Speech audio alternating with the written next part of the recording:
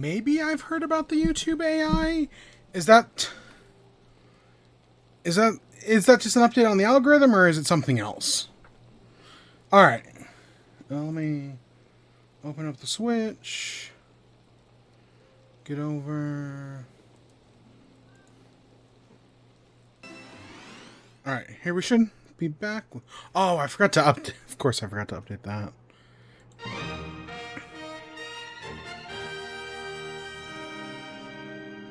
There's always something.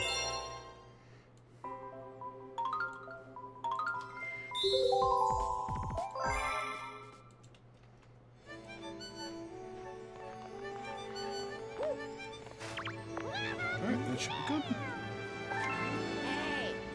Got a message from Luigi. So, today we're beating Galaxy. We started this, like 2 months ago now? We have been working on Galaxy for so long. And it's just, oh, we'll finish it next time. Oh, we'll beat it next time. We're beating Galaxy today. One way or another. Should take us, hopefully, like 2 hours. So that's the big thing. That is the big thing today. Because can I be honest? I've been having a great time with Galaxy. It's got its problems, theoretically. But I just kind of, every time we finish playing it, I just kind of want to keep going. Because I'm having a good time. Like, there's no reason for me to go do this Luigi Green Star. We're not 100%ing this thing. But we might as well anyways, because I'm having a good time. Yeah, it's got to be in Battle Rock here.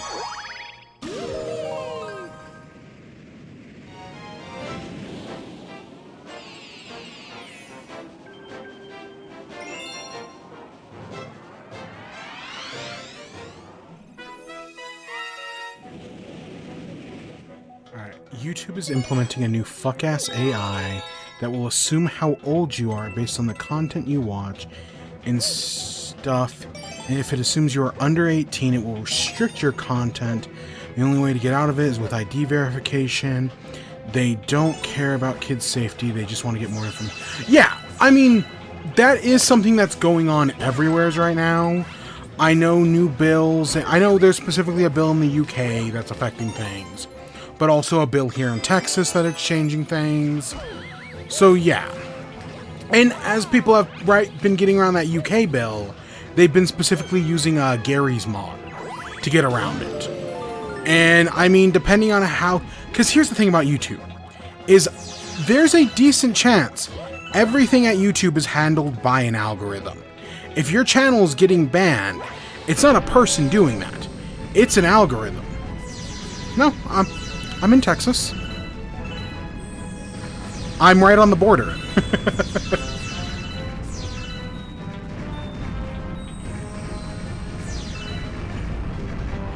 No, yeah, everything on YouTube is handled by an algorithm. So, in theory, they'll get an algorithm to review IDs. So, I'm sure, you know, if you can just make a thing that'll trick a robot, they'll probably just accept it, no questions asked.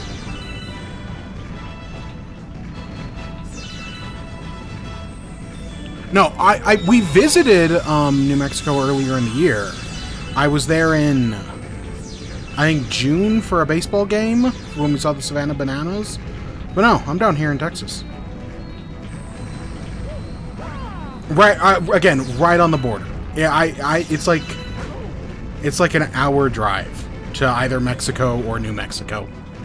And an hour, maybe an overstatement. Could you get a...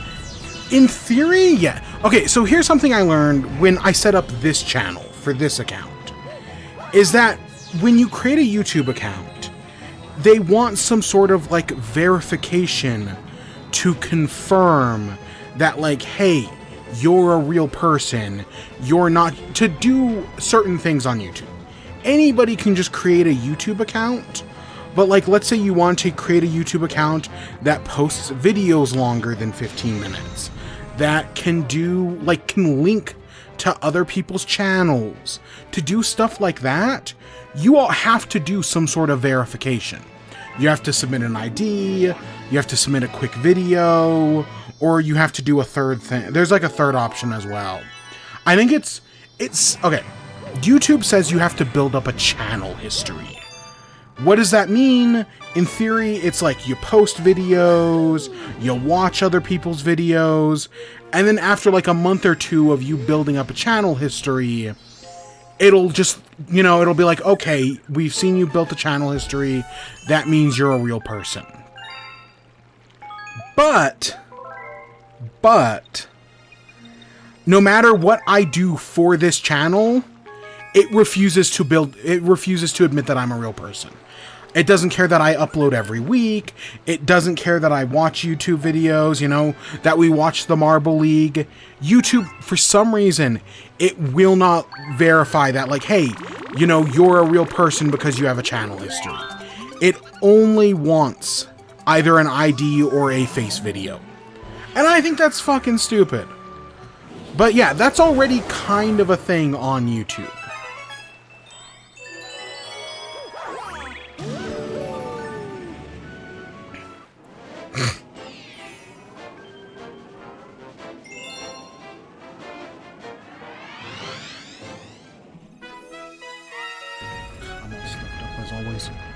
These companies want you to get as much information out of us as next.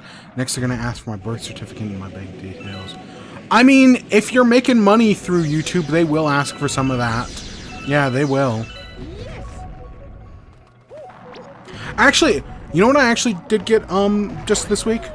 I don't know if Twitch did this to everybody, but I finally got monetization through Twitch.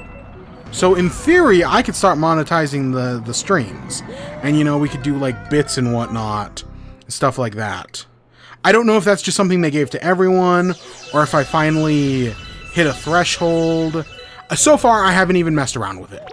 I literally just got, like, the email on, like, Thursday. But that is something that did potentially finally happen. Yeah, and you're making a joke, but there is an element that is real.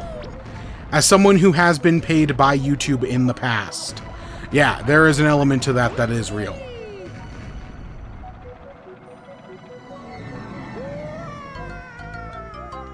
Yeah. Yeah, I just know Twitch changed some stuff.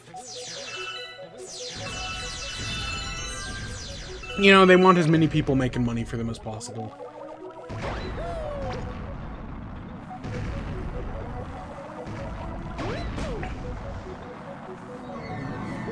What was I gonna say?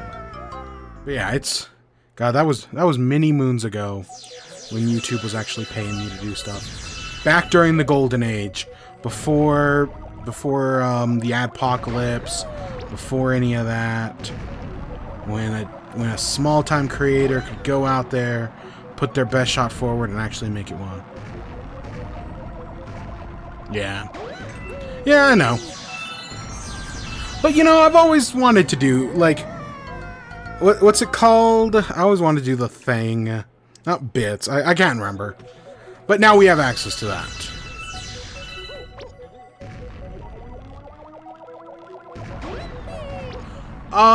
So what was I gonna say? I don't know. I'm forgetting. Man. Yeah, if the adpocalypse had never happened, I probably never would have left YouTube. Maybe that's it.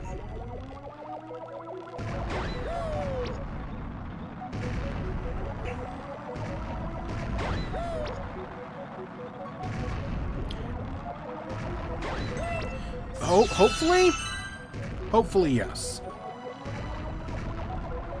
Yeah. Start betting on how many times I fail to beat these boss fights. How long it takes me to beat a stupid dragon in Minecraft. I don't know. Okay, you know, I don't know if you've seen those videos. There's this guy who maybe I think he's on Twitch, but I've been seeing all the clips on YouTube and TikTok. He's playing Minecraft for the first time. I want to say his name's like Oliver or something like that. He's playing Minecraft. He's done no research. He knows nothing about the game. And he's just playing it for the first time. And as he's going through, he's like learning different things and stumbling across things that, you know, you really don't think about. That, like, as someone who's been playing the game since the beta era, it's just second nature. But Minecraft doesn't really have a tutorial. You know, it reminds me of when I taught my mother how to play Minecraft back in, God, probably 2018. You know, but he's got nothing. Like, at least when I taught her to play, you know, she was asking me questions. And she's got a whole, like, notebook filled with answers. He's got nothing. But that one clip of him, you know, figuring out that the painting is how you summon the Wither is actually, like, kind of neat. Like, stuff like that's interesting. Because that is how the game intends for you to figure that out. But then there's other stuff like the name tag. That he has, like, he has name tags, but he has no idea how they work or how to name stuff with the name tag. It's just interesting. I don't know, I've only seen clips. I haven't, like, I have, like, a compilation I saved that's, like, I think it's, like, 2 hours that I haven't watched yet, but maybe I should. Because everyone just seems so fascinated with this guy. And yeah, fair enough, you know, knowing nothing about Minecraft, but having a general understanding of video games gets you a far way. Went to Lithuania. Just avoid Croatia. Because, man, fuck Croatia. Oh, those wounds run deep.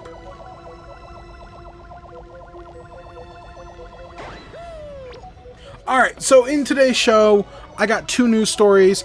As always, this is basically a Nintendo podcast. So, of course, our 2 news stories are Nintendo related. And for WIBE, I've got a bunch of stuff. I got 2 food things. I got 2 TV show things. Yeah. I've got 2 movies. And I've technically got 2 video games. Admittedly, one of them is a demo, but you know, it's close enough. And then, of course, we have Marble League, which, because we're doing it on Saturday, we actually have 3 events. Normally we have 2, because they usually upload on, like, Tuesdays and Saturdays. Or, it's like Tuesdays, Thursdays, and Saturdays. So yeah, we have 2 events on the Marble League. So we got a lot to do tonight. But, you know, that's still like 2 hours. We got 2, yeah, it'll probably, because we could just go beat the game here in like 10 minutes if we really wanted to. Because we're only like 5 stars away. But I want to do a bunch of shit first, you know. We got 2 entire, you know, boxes to go through. 2 whole worlds. So I'm going to take my sweet ass time.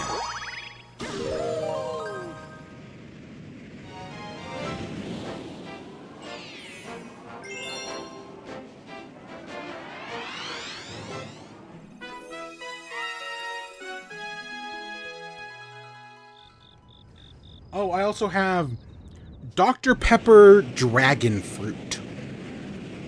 So this is all the flavors of Dr. Pepper with all the dragon fruit of dragon fruit. It's not bad. I mean, I'm almost done with it. Unlike, like, there are some Mountain Dew flavors that are just awful, and it's like, oh, God, you drink one, and it's like, God, I still have like 12 more of these. No. These are never an issue. I think I have, like, at most 2 left.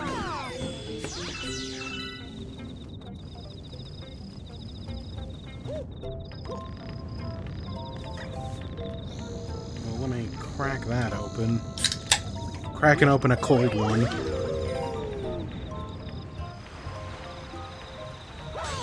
I think I found this at Walmart. I think it might be Walmart exclusive, if I remember correctly. Yeah, it's not bad. It's not as good as like a Baja Blast, but it's still, you know, it's decent. Alright, so for gaming news, our 2 stories are Nintendo related. The first one is... Oh, I'm stupid. Oh shit. I screwed up my timestamps. Oh no. Oh no. Our first story is the Indie World. You know, Nintendo did a Direct last week. They did an Indie World this week. And okay, I'll tell the story once we get into it. But we got the Indie World. And then the other thing we have is Nintendo announced a new product line specifically for Japan. But it might be coming out in America eventually in some way, shape, or form. And it's kind of stupid. Like you and I are not the topic demographic. If you can, hear this podcast, then you are not the target demographic. Your kids might be, but you aren't. Assuming you have those. But, yeah, it's just... I totally get why Nintendo would do it. I mean, Disney's been doing this shit for probably 60 years at this point. But it's just... This just kind of came out of nowheres. Normally Nintendo makes weird decisions when they're either really desperate or really cocky. And they're not really desperate at the moment, so they're definitely really cocky. We'll talk about it. This new, what's it called? My Mario? Yeah, this new My Mario thing Nintendo's doing. It's meant for younger demographics.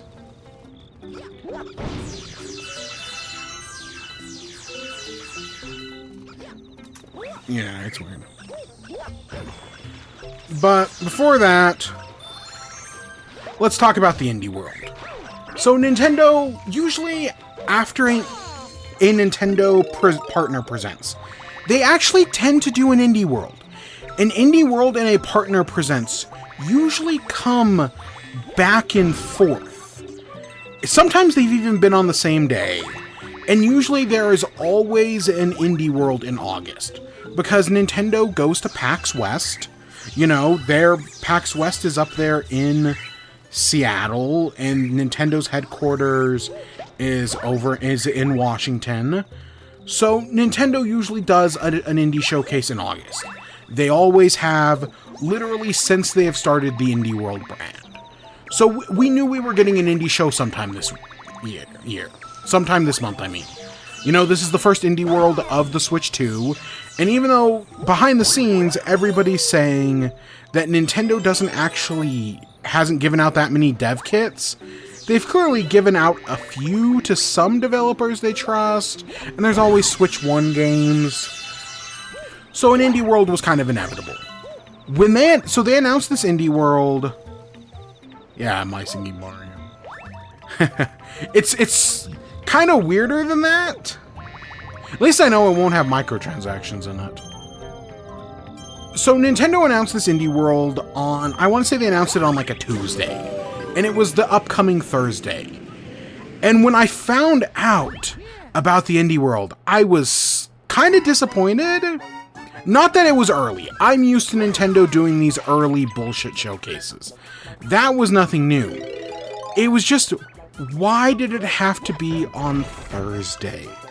Because spoiler alert, I had stuff to do on Thursday. I was busy on Thursday. And so originally, when they announced it, I was like, I'm not going to be able to react to that. Yeah, I just don't have the time. So that was my plan. Going in, all of Tuesday, all of Wednesday, and then I woke up Thursday morning and was like, okay, the presence is only 15 minutes. I can squeeze together a reaction real quick. So we literally watched the indie showcase. I gave like a minute of thoughts, and then I got the fuck out. They picked at least, Nintendo, to be fair, I'd rather have it at, 7 a.m. than the 8 a.m. they did for the last one. The last indie showcase, I mean. Because at least then I can actually do something with it. But it was just an awful timing. If it had been Wednesday, if it had been Friday, I wouldn't have even questioned it. But I was busy on Thursday. But I did it, I reacted to it, and can I be honest, I'm glad that I did. Right now, people aren't very happy with Nintendo. I don't know if you've read the room, but people are very mad at Nintendo right now. And no matter what they do, hating Nintendo is kind of the trendy thing, and liking Nintendo gets you called a shill or a sellout or whatever the fuck. Because I've come to the realization that you are not allowed to like things on the internet. That the worst thing you can do on the internet is like something. Because that makes you a shill. That means you're glazing it. You know, to like something is to glaze it. Just, you know, general expressions of joy is glazing. Fun is dead on the internet. In Trump's America, fun is dead.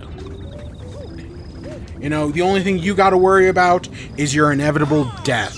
Presumably by Trump's Gestapo. Oh, we'll get to South Park. We will get to South Park. So that's a whole thing. But so Nintendo has kind of been in a rut at the moment. You know, the Nintendo Direct for the Switch 2 back in April was good. The moment that Direct ended, everything kind of went to dog shit. You know, and since then it's been just, oh, everything sucks, everything's fucked. It's been an awful time. And so that takes us, you know, the Pokemon Presents. Awful. The Partner Showcase last week. Terrible. Okay, there was like one or two good things, but for the most part, it kind of sucked. So going into the indie world, I was like, oh god, this is just going to be another bullshit presentation. I was super worried about it. But no, in actuality, I thought the Indie Showcase was great. I had a great time with the Indie Showcase. I'm really glad I got up to watch the Indie Showcase that morning. Because, well, yes, there was no Hades 2, which was what I wanted. There is no Hollow Knight Silksong. Because, spoiler alert, Hollow Knight Silksong doesn't exist. Hollow Knight Silksong was never real. It was only the friends we made along the way. I don't care what anybody says, that game's either not real, or if it is, it's not going to be good. So that's a whole thing. Yeah. And so I didn't expect Silksong. My hope was Hades, and you know what? There's been a Direct in September for literally as long as I can remember. I'm sure we'll get Hades soon. I'm not worried about it at all. So, what was actually in the Direct, I thought was fantastic.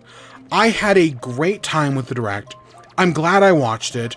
A lot of very interesting things, some of which I will talk about, others of which I will hopefully talk about in the future. Because some of these games I do genuinely want to play.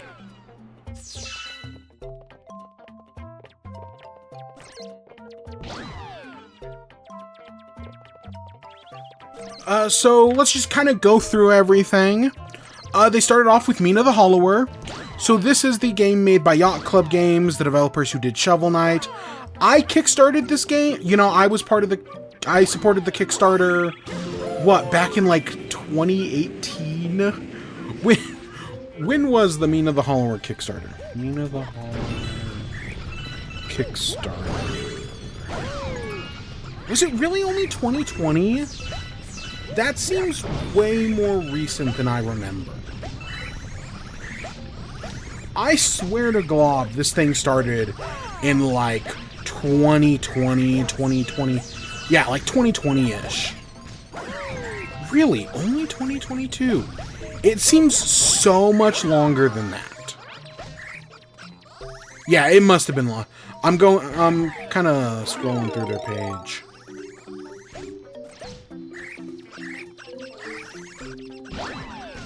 Yeah, so they Kickstarter, and it's funny, because at the time, the Kickstarter was actually kind of a little controversial. Like, people didn't know how to feel about... Yeah, the Kickstarter was February of 2022. People actually didn't know how to feel about the Kickstarter. Because after the success of Shovel Knight, you know, that was a Kickstarter game, and the idea of the developer going back to Kickstarter, people were kind of uncertain about that. Even though, you know, we trusted Yacht Club Games, I was gonna give them my money. But yeah, people were uncertain at the time. But I backed it anyways, and now here we are 3+ years later, and the game's finally coming out. It's got a Halloween release date, which I think is perfect, and they put out a demo. There was technically a Steam Next Fest demo, but they put out another demo on Switch. I presumably it's on both Switch and Switch 2.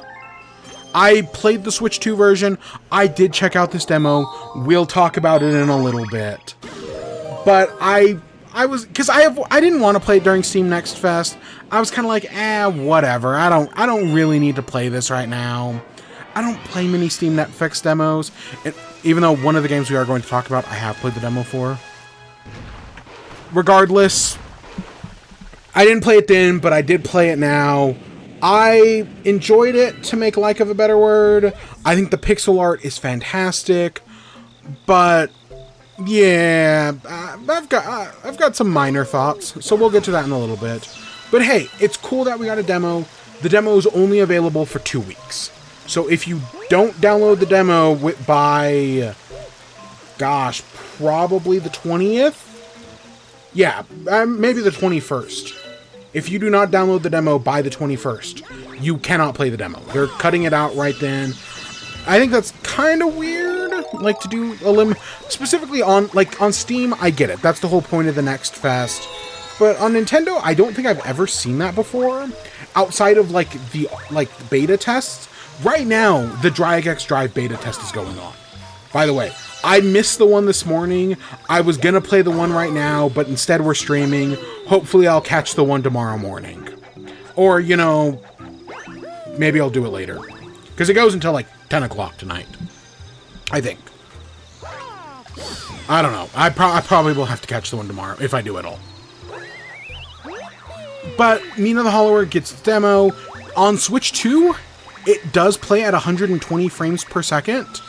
This is, from what I'm aware, the first Switch 2 game to actually have 120 frames per second.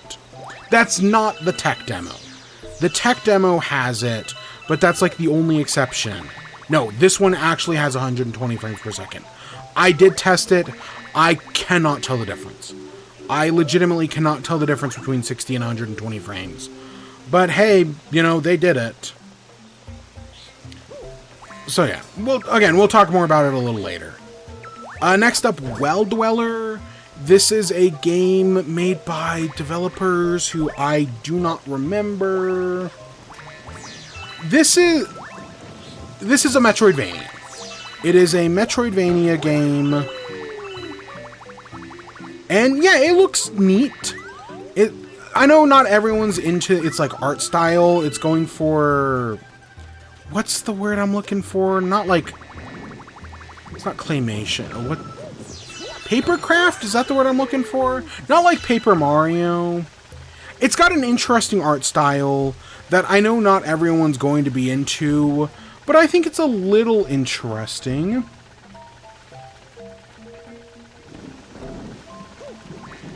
It's done by Top Hat Studios, who previously worked on... Labyrinth the Demon King? Which I've never heard of. Motor Slides, which I've never heard of. Bombshell Blitz, which I've never heard of. Silly X Poly Beast, which I've never heard of. Crypt Custodian, which I've never heard of. Under the Island, which I've never... Okay, so I've literally never heard of any of their games. But this one doesn't... I don't think this one looks bad at all. I do not think this one looks bad at all. It's, it's a Metroidvania. Metroidvanias are usually pretty good. So yeah, it comes out next year. The next game is Neverway. So this is a farming simulator, but it also has horror elements. It's clearly inspired by Stardew Valley, but trying to, subvert expectations by leaning into darker themes. It's got beautiful pixel art. It's someone who worked on Celeste is working on this game, doing their pixel art. And it is beautiful. Just some fantastic work. So that interests me alone. Honestly, the pixel art looks interesting. I'm not entirely sure how much of it is a farming game, how much of it is a horror game. because I've seen horror farming sims before, and I'm not just talking like Graveyard Keeper. Like, I've seen ones that where it's like, oh yeah, we're gonna be a farming game, and then they try to like do horror elements, and most of the time that doesn't work. Again, Graveyard Keeper is kind of an exception. I have complicated feelings on Graveyard Keeper. I think it's a decent game overall, but it's not, like, scary. And this one, maybe it is, maybe it isn't. Maybe it's mostly a farming game. Maybe it's mostly a horror game with farming elements. We just kind of gotta wait and see.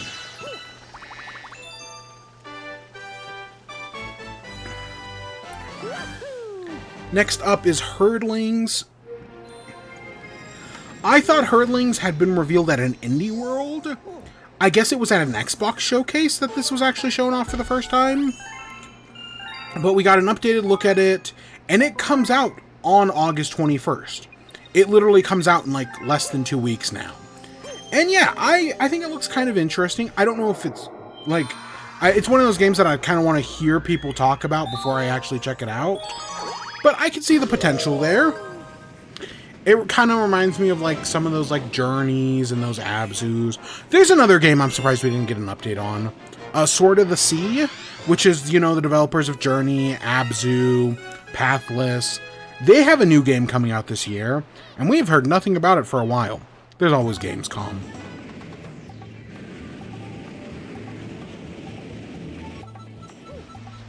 Yes. Next up is This Seat Taken.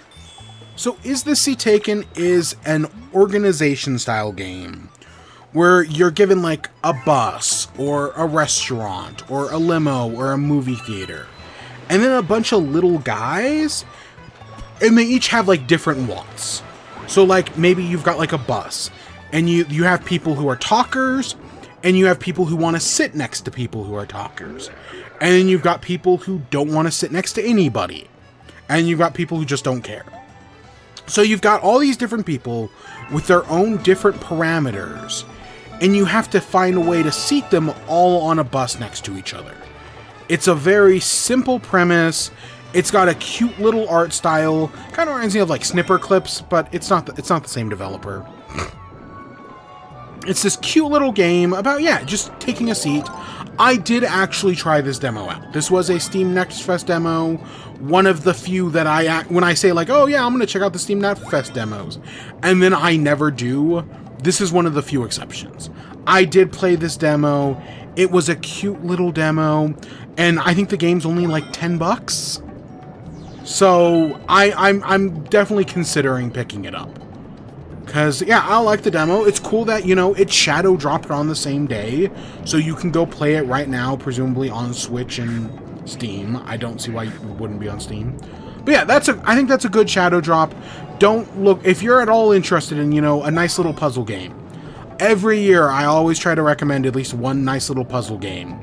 They always make my Game of the Year list somehow.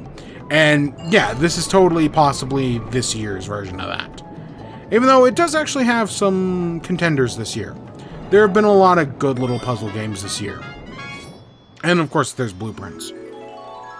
Next up, they announced Little Kitty Big City is getting an update. It's the Picture Perfect update. It's all about, you know, customization, picture taking, stuff like that. Looks cute. I haven't played Little Kitty Big City. I don't actually know much about it. Other than, you know, you're a kitty in the city. You know, it's one of those games that was definitely overshadowed by Stray. Because I kind of feel like a lot of cat games are overshadowed by Stray. Which, to be fair, I liked Stray. But, you know. Next up, Content Warning. So, Content Warning is made by Landfall Games? I'm pretty sure it's Landfall Games. And originally, it was an April Fool's Day joke.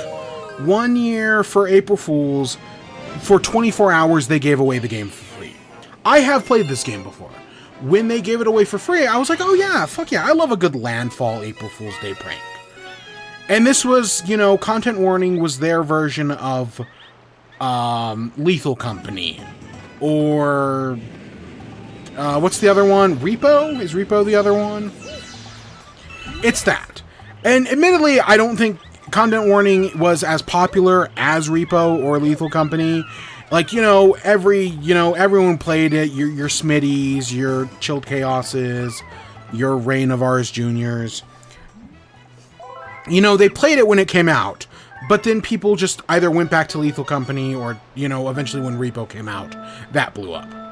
Currently, the thing that I think is important about this one is this is the first game like this on Switch. A lot of these games that get labeled friend slop aren't on Switch. Their ripoffs are. Like, there's a Repo ripoff on Switch that you can play that I don't recommend you play because, again, it's a Repo ripoff. And, to quote the Landfall and Aggro Crab, they would rather have you pirate their game than playing these ripoffs. No, seriously, there's, I guess, a Roblox ripoff of Peak, and the developer over at Land Crab was like, yeah, we'd rather have you pirate our game than play the Roblox ripoff. Mad respect.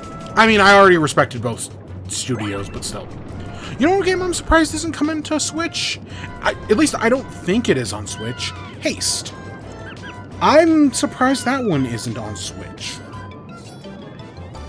Because I would probably play Haste on Switch.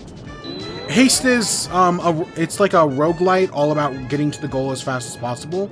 It seems kind of neat, Again, it's Landfall Games. I trust them. You've probably seen it on TikTok. It's one of those games that gets used in, like, TikTok backgrounds a lot. But yeah, I'm surprised that hasn't been announced to be coming to Switch. Because I would have figured because that's like a serious game, whereas Content Warning is most certainly a joke.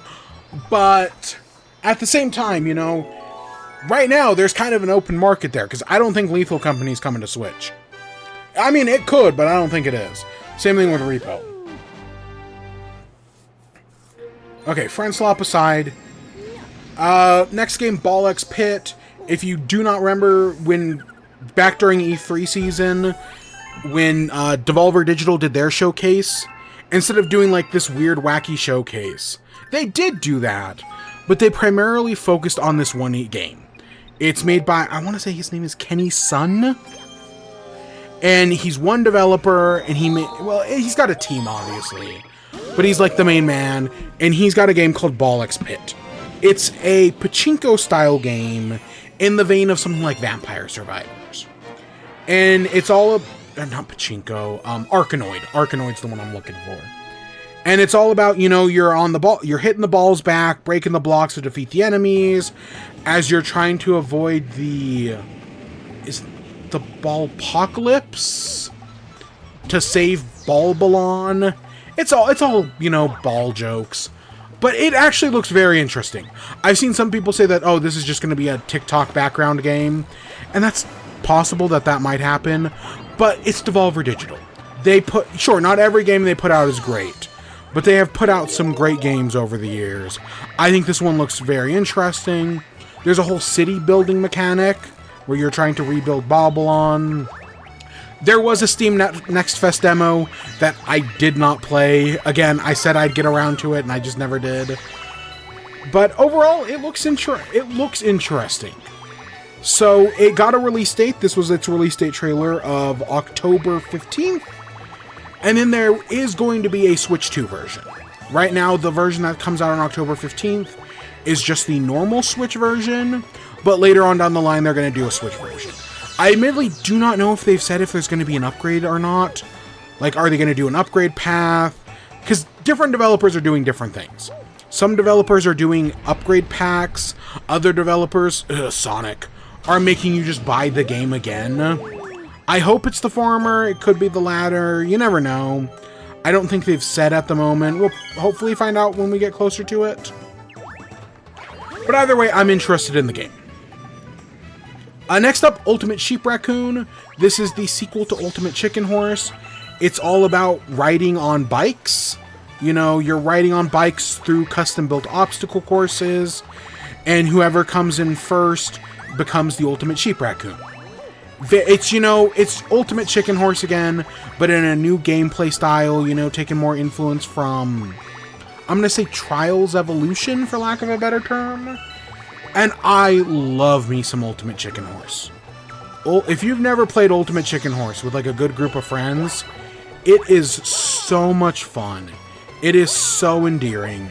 I highly recommend Ultimate Chicken Horse. Just don't play Metal Plant, don't play Disco.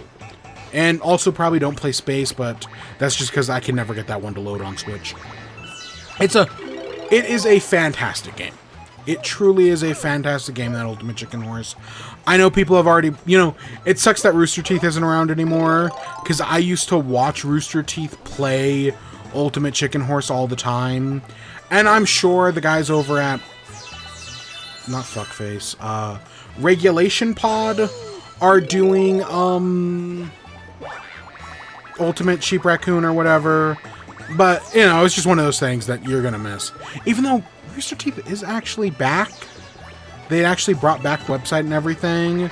But I just kind of don't care. Yeah, I just kind of don't care. Next up, Glaciered. This is a weird one. Glaciered is like, it takes place in like the far future, like 65 million years in the future. The world has frozen over, and new species have evolved. Specifically, this like humanoid dolphin thing, and it's very weird, but okay. I don't really know what to make of this game, but it's at least different. You know, for Nintendo being infamous for doing all their farming games, we only got one farming game. We did get a bunch of cozy games, but to be fair, you know, they've always kind of been Nintendo's always had a bunch of cozy games in their thing. So that was the last big thing, and then they did a highlight reel. It wouldn't be an indie showcase without a highlight reel. So they showed off Winter's Burrow. This is, okay, I say there was only one farming game. This is kind of like Don't Starve. At least that's the comparison I'd make. It looks fine. Yeah, it looks fine. There's Undusted Letters from the Past. This comes out in October. And it's all about you work at like a curio shop. And you've got you're given these items that you have to undust. You know, you have to clean off. That's a puzzle game, presumably, so there's like a mystery to solve by cleaning off all these items. It looks kind of interesting. Tiny Bookshop. It's a cozy game where you're running your own bookshop. You get to, it's run, because it's Tiny Bookshop, you're running it out of like a wagon. And you just have to pick which books are you going to stock, which are you not. Presumably meet different people with different wants and desires. And that also released the same day as the Direct. I've kind of like that sticker game. It's on my radar. I don't know if I'll pick it up yet. Maybe if it one day goes on sale. But I think it's kind of interesting. I totally see Tiny Bookshop game being a cozy game. That seems like a very cute cozy game. Caves of Quid. I don't know how to describe Caves of Quid. I have played it before. It's fucking weird. I picked up Caves of Quid because of like a TikTok. There was it might have been a YouTube short, but it was probably a TikTok that was talking about just how weird the game was and how you can do anything in the game. Because it's all code, and the code can be changed, it can be corrupted, it can have weird results, and I just found that very interesting, for lack of a better term. I've only played a little bit of it years ago now. But it's, I guess, the closest thing I compare it to... Okay, I don't want to compare it to Dwarf Fortress. But that might be the comparison, because I've never actually played Dwarf Fortress. For my first thought is something like RimWorld, but I don't know if that's a great comparison either. It's interesting. It is a very interesting game, for sure. It's kind of like when Factorio came to Switch.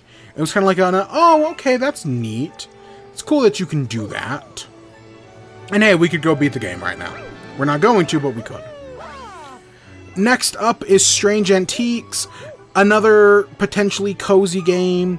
You're working at a curio shop, but this time, you know, the antiques you're getting, like, are used for, like, solving puzzles.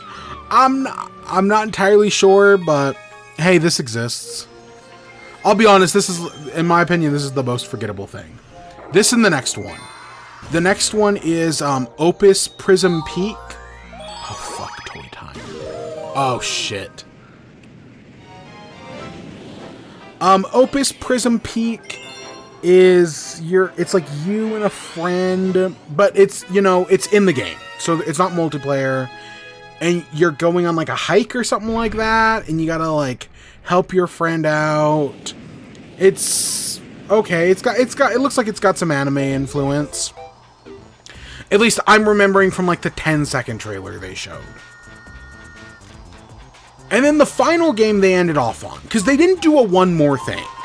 Even though I think the final announcement could have totally been a one more thing. The final announcement was UFO 50.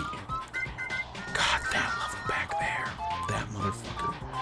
UFO 50, if you have never heard of this game, it's a game that released last year. It was nominated for Best Indie Game at the Game Awards. It's basically they got 50 developers together and had them each make a game. Just a small little game, and then put them all together in one collection. Per my understanding. That is my understanding of this, is it's kind of like a game jam game, but you know, they all use the same engine. It's a bunch of different developers. And I've heard it's really good. From everyone who I've heard who's played UFO 50, it's a very good, very interesting game. It's got a lot of good ones in there.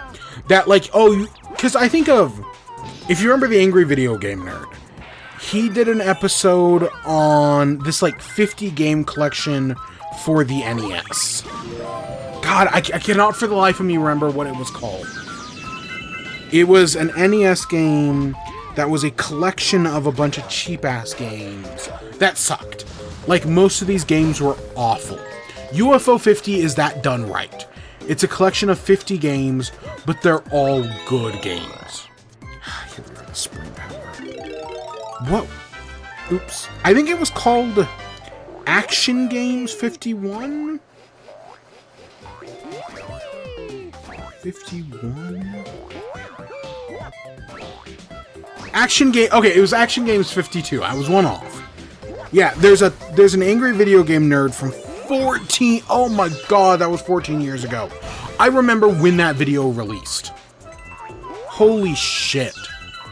So yeah, back on the NES, there was a game called Action 52, which was 52 games on one system, on one cartridge, and it sucked.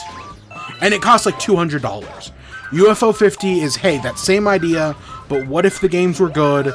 And I want to say it only costs like $24. Do not look past this game. I've heard great things. I will potentially pick it up because guess what? It is available today. If you have a Switch, you can go play UFO 50 right now. It shadow dropped, which that's a great one more thing. I kind of wish they had like highlighted that more, because it just kind of showed up at the end of the sizzle reel when like, no, that's actually a huge announcement. I think they kind of undersold how good UFO 50 is, from what I've heard. Again, I've never actually played it. I think that's interesting.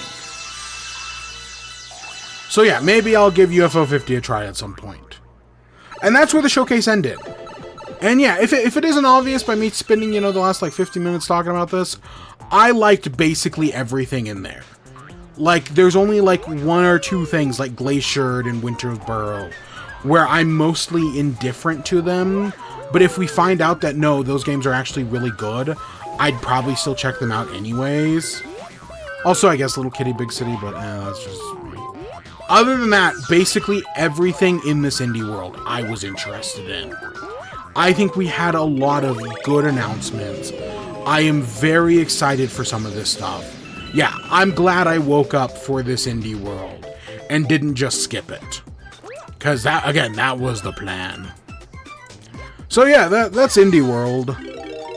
yeah, I liked it. I know not everyone feels the same way as I did, as, again, a lot of this stuff appeals to me specifically, but I walked away great. For an indie world, oh yeah, this is like a 9. This is maybe even a 10. Like, if it had had Hades, it'd probably be a 10. Just that, it needed that one more thing. I think UFO 50 is a good one more thing, but maybe if they had, like, treated it like that, or, you know, they made a bigger deal out of it, or something, because I still think it's a good reveal. Yeah, let's say 9. I still really enjoyed it, though. Definitely one of, you know, I'm not going to say Nintendo's back. I'm not like, this ain't the fucking MCU where it's like, oh, Nintendo's gone. No, that's not how any of this works. But I genuinely enjoyed that indie world. Alright, so the next thing we got is My Mario. So, randomly, like, the day the indie world happened, later that night, I started seeing these tweets from Wario64 about this thing called My Mario. So this is a series of Mario-themed products aimed at younger children. When I say younger children, I mean like preschoolers. This is not made for me or you. This is made for, you know, kids. Not like, I know people say Nintendo makes baby games. You know, Kirby's Epic Yarn is a baby game. I think that's an oversimplification of things. It's always been one of those disingenuous arguments. Nintendo makes games for everybody. Right? A 5-year-old could play it in the same way a 60-year-old can play it and have a good time. That's just... Okay, whatever. That's just how Nintendo rolls.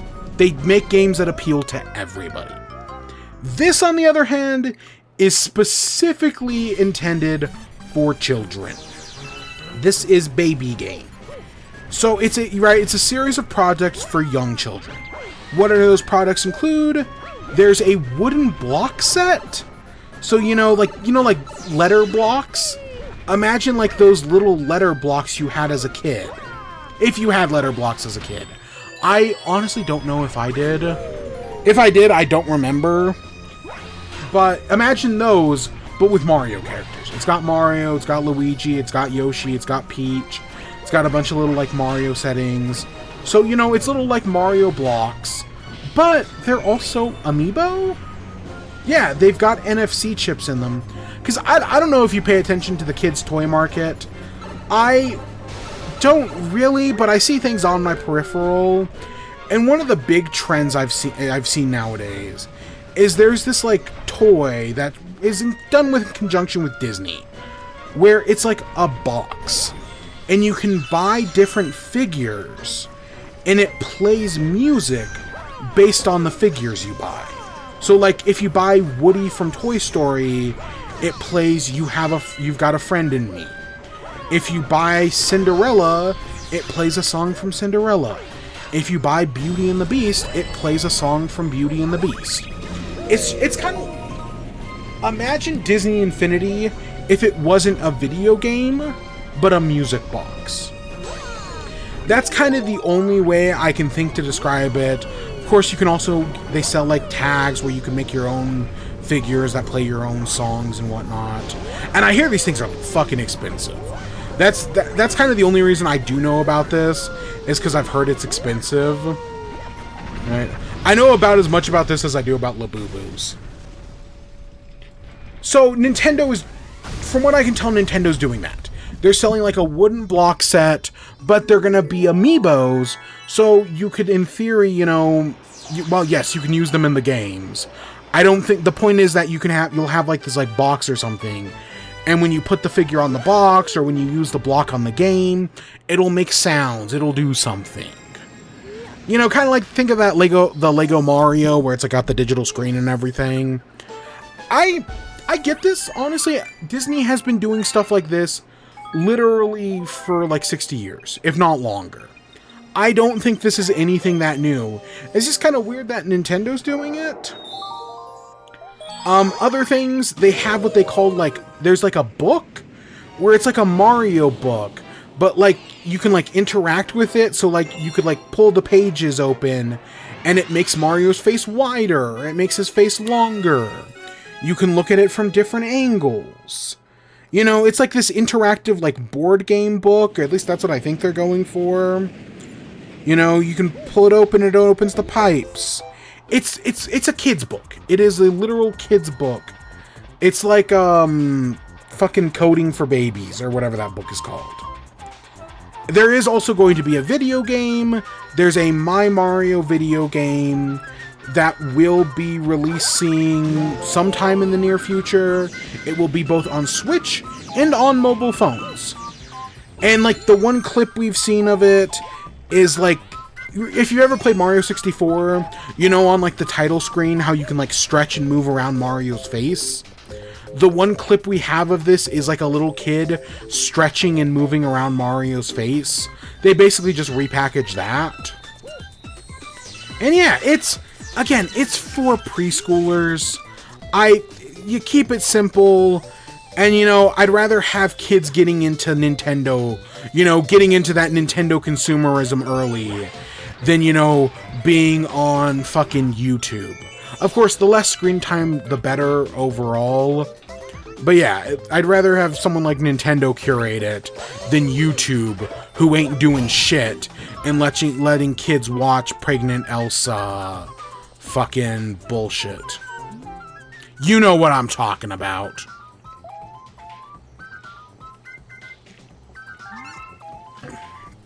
Oh shit. So yeah, the other thing I should say about this is, at least for the moment, this is Japan only. It comes out in Japan on August 24th, and right now it is Japan only. I think they said they weren't ruling out releasing it in other areas, specifically like the app, like the My Mario app. They talked about it, but right now this is a Japan only thing, which it makes sense. They're a Japanese company. Like, I get it. Here we go. Okay, this version isn't hard. It's the purple coin version of this level that sucks. At least I don't think this version's hard. And yeah, that's My Mario. It's just it's a weird Nintendo decision. This, like, if this had happened in like 2017, totally makes sense. This is such a weird Nintendo decision that very much feels like, oh, we're desperate Nintendo. We're gonna do any and everything to try to make some money, because our console failed. But we just got off the Switch, one of the best-selling consoles of all time. It's just really weird that they do this, but then that means this isn't desperate Nintendo. This is cocky Nintendo. And cocky Nintendo is the worst Nintendo. Which, I mean, read the room. We're living in fucking hell when it comes to Nintendo. You know, shit just keeps getting worse. Yeah, cocky Nintendo sucks. They always have, and they always will. Man, where's Sega? Where's Sega with the steel chair? Put Nintendo back in their place. Because Microsoft, PlayStation, they're not gonna do that. The only rival Nintendo actually respects is Sega, and they killed them 20 years ago. Well, technically PlayStation killed them, but, you know, it was Nintendo was the rival. It's a whole thing. So yeah, that's that. That's my 2 news stories. It's not much, but whatever. Alright, so what about WIBE? Like I said, we got 2 food things. We got Whataburger and Wendy's. We got a South Park episode. I have in my show notes the first 2 episodes of the King of the Hill revival. I actually watched the first 3. I was watching the 3rd one right before the stream started today. I was trying to finish the episode right before stream started. And that's why I started like a little, you know, my goal is always to start at 6. That's why we started a little after 6. So we got the first 3 King of the Hill episodes from the new revival. We've got Fantastic Four, the 2005 version. Because, you know, I've been keeping up with the Kind of Funny in review recently. And last week they did Fantastic Four 2005. This week they did Rise of the Silver Surfer. And I just watched both movies back to back this week. On like Monday, I think, I watched the 2005 one. And then on Tuesday I watched the, I want to say 2007 was Rise of the Silver Surfer. Either way, I watched them, yeah, basically back to back. Still haven't watched Man of Steel. I'm working on that one still. But I sat... Man, I just don't want to watch Man of Steel. And I also have no intention of watching the, I think it's Josh Trank's 2014 Fan 4 Stick. I will not... I've seen Fan 4 Stick before. Never again. Fuck that movie. Between that and David Ayer's Suicide Squad. Man, it was an awful time for superhero movies.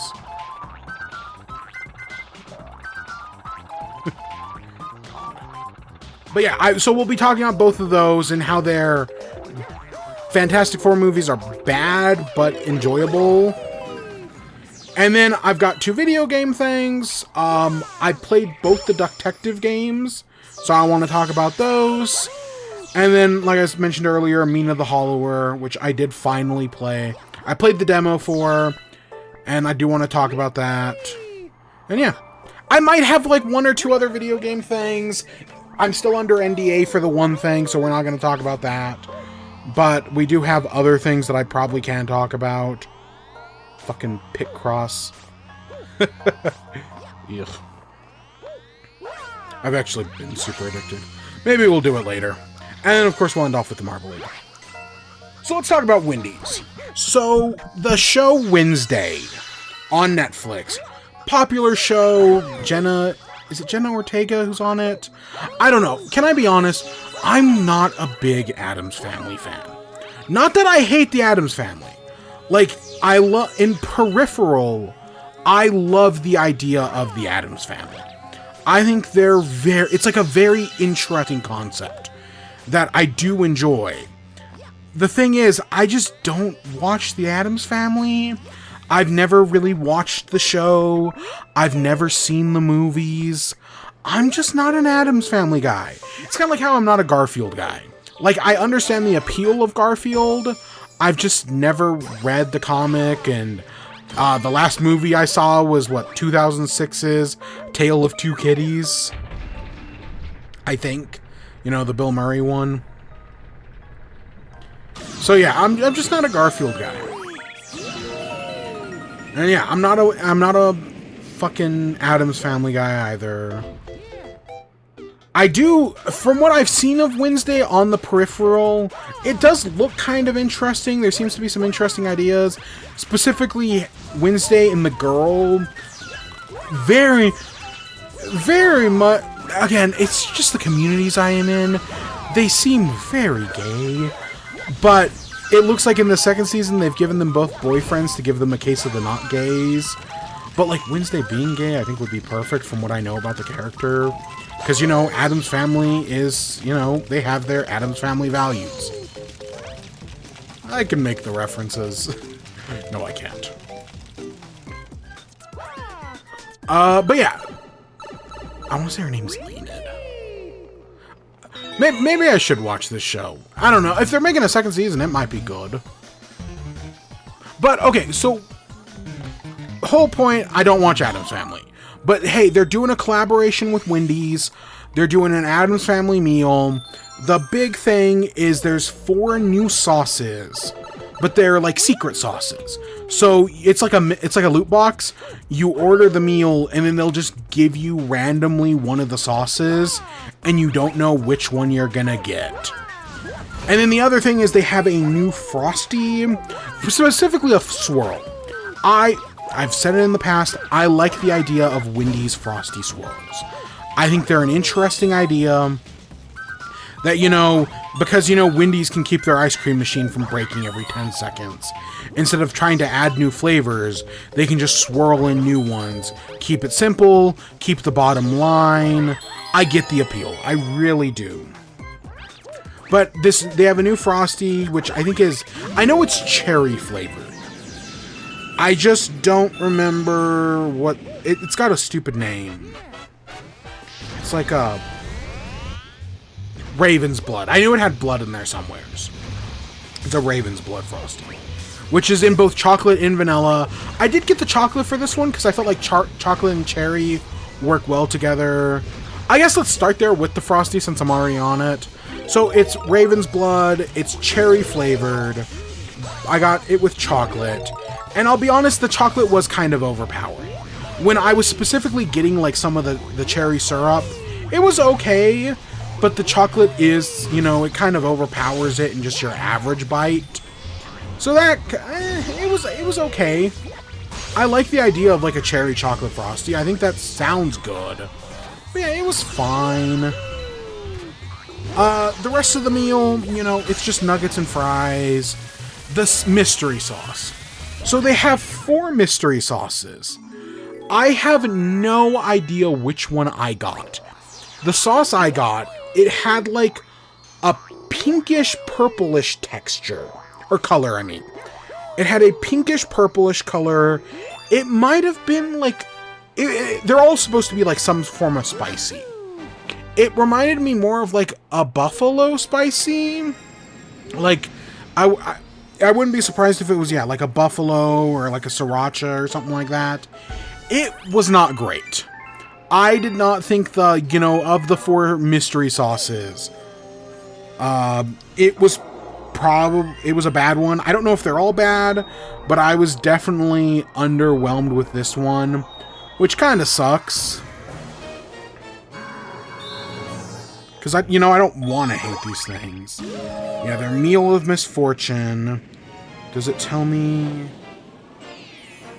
They're called Dips of Dread. God, these fucking names. There are different levels of spice in the sauces. But it doesn't actually tell me what the sauce's names are. Yeah, it was kind of like a purplish gray sauce.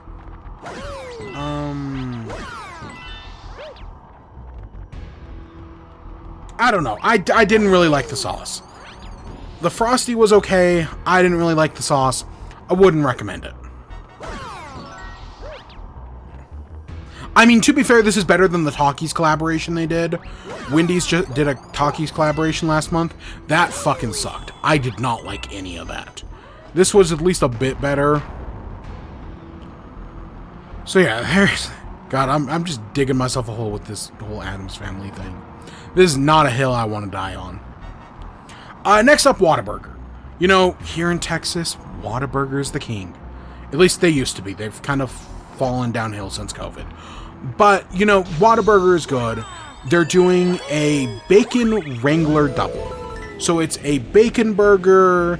It's got an it's like a chipotle aioli. And it's got, does it have crispy onions? I know it's got pickles on it. Because normally Whataburger isn't really much of a pickle place. Yeah, it's a bacon Wrangler double, has crispy onion strings, chipotle aioli, savory bacon, and tangy pickles. It was actually pretty good. I enjoyed it. It's one, you know, I know they just got off of like a Pico de Gallo burger or whatever that I didn't really care for. There was the one before that I also didn't really care for.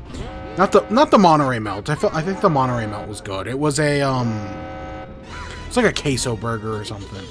Didn't care for that one either. No, this is like the first actually good Whataburger burger in a while. Because I mean, again, to each person their own. If you're into some of these things, totally go for it. But as someone who, you know, I didn't really care for the Pico de Gallo burger, it just didn't really do anything for me. This was better. You know, bacon, a chipotle aioli, crispy onion strings, that's a little harder to fuck up, especially, you know, at a Whataburger. So I liked it.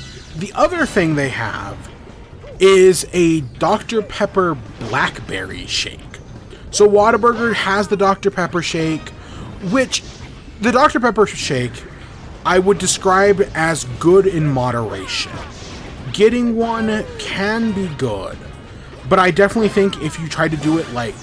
It's kind of like the McRib, where you do one McRib a season, being like, this is okay, and then you just completely forget about it until the next time it comes out next year. The Dr. Pepper shake's kind of the same way, where I'm like, okay, you know, this is good. And then you get a second one and it's like, oh yeah, this is maybe a little too much. Maybe one at a time is good. At least for me. I know other people feel differently. I know other people love the Dr. Pepper shake. The Dr. Pepper Blackberry shake, because we talked about Dr. Pepper Blackberry previously on this show. Because it came out earlier this year. And I liked it. It's definitely very heavy on the blackberry flavor. Like, because sometimes you get these, like, limited edition sodas, and they're kind of limp. Like, they put, like, a LaCroix amount of flavor, of, like, the new flavoring. I'm looking at you, Coke. But Dr. Pepper, when they said, we're doing blackberry, they're doing blackberry. They lean into it heavily. And I, in theory, like that. And I like the Dr. Pepper Blackberry. Admittedly, kind of by the end of the case, I was like, I think I'm good. And yeah, that's kind of this shake. When I started drinking it, if you like blackberries, if you're a big berry guy, you're gonna like it. It's very strong on the blackberry. The Dr. Pepper's a lot subtler. But it started off very good. But by the end of the shake, I was so fucking done with it. I was like, okay, you know, I've had everything I wanted. I'm good. Let's move on. But I'd still recommend it. Again, I stand by Whataburger, even if they've fallen on worse times. This is one of the better months they've had. Like their banana shake they had last month, I did not care for that at all. So yeah, that's my two food things. I don't think anything else is going on this month. Or this week. It's been a while since Little Caesars has done anything. So that's kind of what I kind of want pizza. Because, by the way, I'm streaming earlier in the night. I was just like, I'll skip dinner, or I'll do dinner after the stream. I'm not cooking tonight. So I was like, maybe I'll do pizza after this. Yeah, it's been a while. Because I stand by Little Caesars. I know we've talked about this in the past. They're cheap, but they give me exactly what I want for that cheap little price. And whereas other places you're paying a lot more, and the quality varies drastically.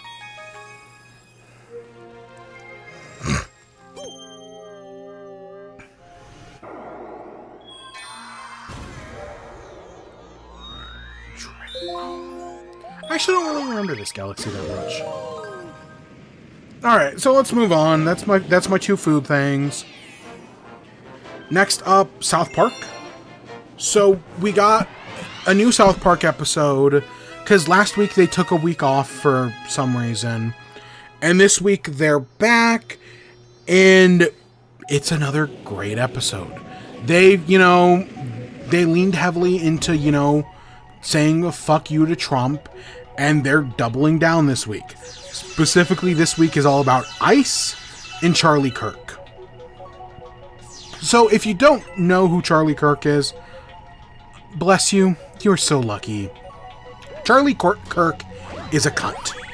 His whole thing is that, he debates women. He goes to colleges, debates women, debates people on the left, but he does that kind of debate thing where, he just cites the Bible, and he just invalidates your complete argument, not by arguing back, but just by bringing up his own points to invalidate your points. AKA, he's not actually good at debating. I don't watch Charlie Kirk because he's a cunt. If you want to know more about Charlie Kirk, go watch Hassan talk about it. He'll give you a better explanation than I ever could. But, right, he's one of those right-wing grifters, like your Ben Shapiro's, like your Jordan Petersons. And so this week, they're making fun of him. And the whole bit, as it starts, is that Clyde has made his own podcast where he grifts protein powder to people. And, he says horrible, terrible things about women, about Jews, about people of color. And the whole point of the episode is that they're ripping off Cartman. You know, they even call Clyde a fat ass, which was Cartman's whole thing. Because that's the joke. Is that, hey, you know, last South Park episode, the whole joke was that woke is dead. Because what Cartman used to say, that was like supposed to be like this extreme thing, is now just an everyday thing. You know, there are people who every day will say what Cartman says, but they say it unironically. And that's kind of built upon in this episode, is that people like Charlie Kirk are literally just ripping off Cartman. And, you know, with all his anti-Semitics and his homophobia and his sexism, and they're using it to grift people. Like, that's the whole point. So, you know, originally it's Clyde doing it, and then Cartman comes in, beats up Clyde, and he starts master debating, which eventually, they eventually have the Charlie Kirk Award for the best master debater. Cartman loses it, and Clyde gets to go to Mar-a-Lago. That's the, I would say B plot, but I think there's both an A and a B plot this episode. I think like they're both plots kind of have equal weight. So the other plot is that because of all of Trump's funding cuts, Power Christ Principal has to fire Mr. Mackey. They no longer have the money in the budget to keep Mr. Mackey, so they fire him. And when he's looking for a new job, hey, ICE is recruiting, and they'll take fucking anyone. I don't know if you've heard, but they recently passed a saying that, hey, they'll take 18-year-olds. And, you know, they're offering to pay off your student loans. They're offering to give you a $50,000 signing bonus. Because they are truly desperate for people. And, you know, all you have to do is completely abandon all your morals. So yeah, that's the joke is Mackey goes, and you know, it's kind of like a theme park at first where they're just like, oh, you know, keep your hands and seats inside the vehicle at all times. They shit on Kristi Noem, who is the head of DHS, Department of Homeland Security. They shit on her, and because if you don't remember the story from last year, which I do remember it, there was a whole bit about Kristi Noem, how instead of training a dog, she just killed it. She just killed her dog instead of training it. So in this episode of South Park, they murder like 6 dogs. Yeah, Kristi Noem kills like 6 dogs, including Crypto. Crypto gets killed in this one. Because yeah, fuck Kristi Noem. And if you're gonna get people to, you know, actually, you know, if you're gonna get, people don't care about other people, but they do care about dogs. And you know that's fucked up, but it's true. You know I'm right. So that's a whole thing. And also Kristi Noem's face is falling off because she's so fucking riddled with Botox and plastic surgery. It's nothing new for South Park. And you know, her trying to be fucking Ice Barbie, you know, as part of Trump's Gestapo. But yeah, Mackey's working for ICE. They go to Dora the Explorer and they start rounding up people. Then someone on the news makes a comment that, like, heaven is filled with Latinos. So ICE literally invades heaven, which is just another great moment. But eventually, for Mackey's success, he gets invited to Mar-a-Lago. Mar-a-Lago is basically Fantasy Island. You know, they bring back Saddam Hussein Trump. They bring in J.D. Vance, who is like a little piss boy who offers to lube Trump's butthole. And yeah, you've hopefully seen those J.D. Vance memes where, you know, they make him the little fucking berries and cream kid. And that's exactly what they're leaning into. It's shit like that. But of course, they're parodying Fantasy Island.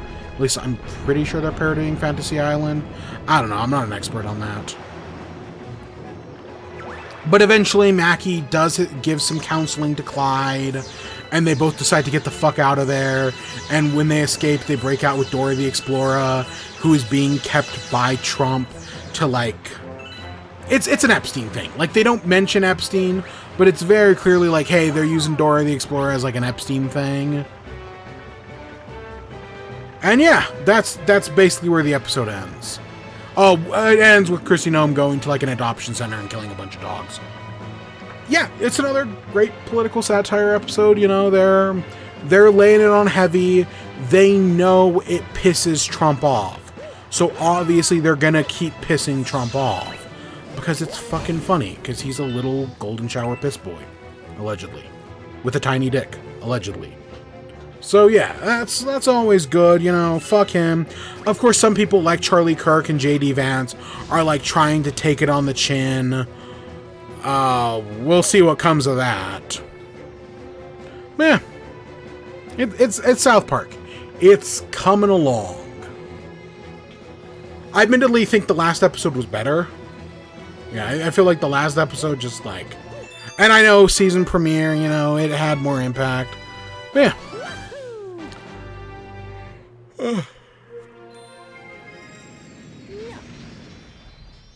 Next up, we got to talk about King of the Hill. So, real quick history of King of the Hill. I did not watch King of the Hill when it was airing. It used to air, you know, Sunday nights on Fox. At one point, I think it aired on like Tuesday. Don't worry about it. I did not watch King of the Hill when it... Like, I never watched King of the Hill on Fox. My exposure to King of the Hill came from Adult Swim. Back in the day, right, you'd have Cartoon Network would end, and then that would go into the Adult Swim block, which usually it was like 12 and 12. You get 12 hours of Cartoon Network, 12 hours of Adult Swim. And usually Adult Swim started at least locally, it started at around 9. So whenever Adult Swim started, the first thing on would always be King of the Hill. You know, something that was a little safer, just in case, you know, any kids were still watching or anything. Because King of the Hill never took it as far as, like, a lot of other Adult Swim shows did. You know, it was more safe. So that was my experience at watching King of the Hill. For all of the original 13 seasons. Every episode I see came on Adult Swim reruns from that 9 to 9:30 slot. And of course, right after King of the Hill, it was always Family Guy, which was a little bit more risky. And yeah. So that was my experience. There's no way I've seen every episode. I've definitely seen good chunks of episodes.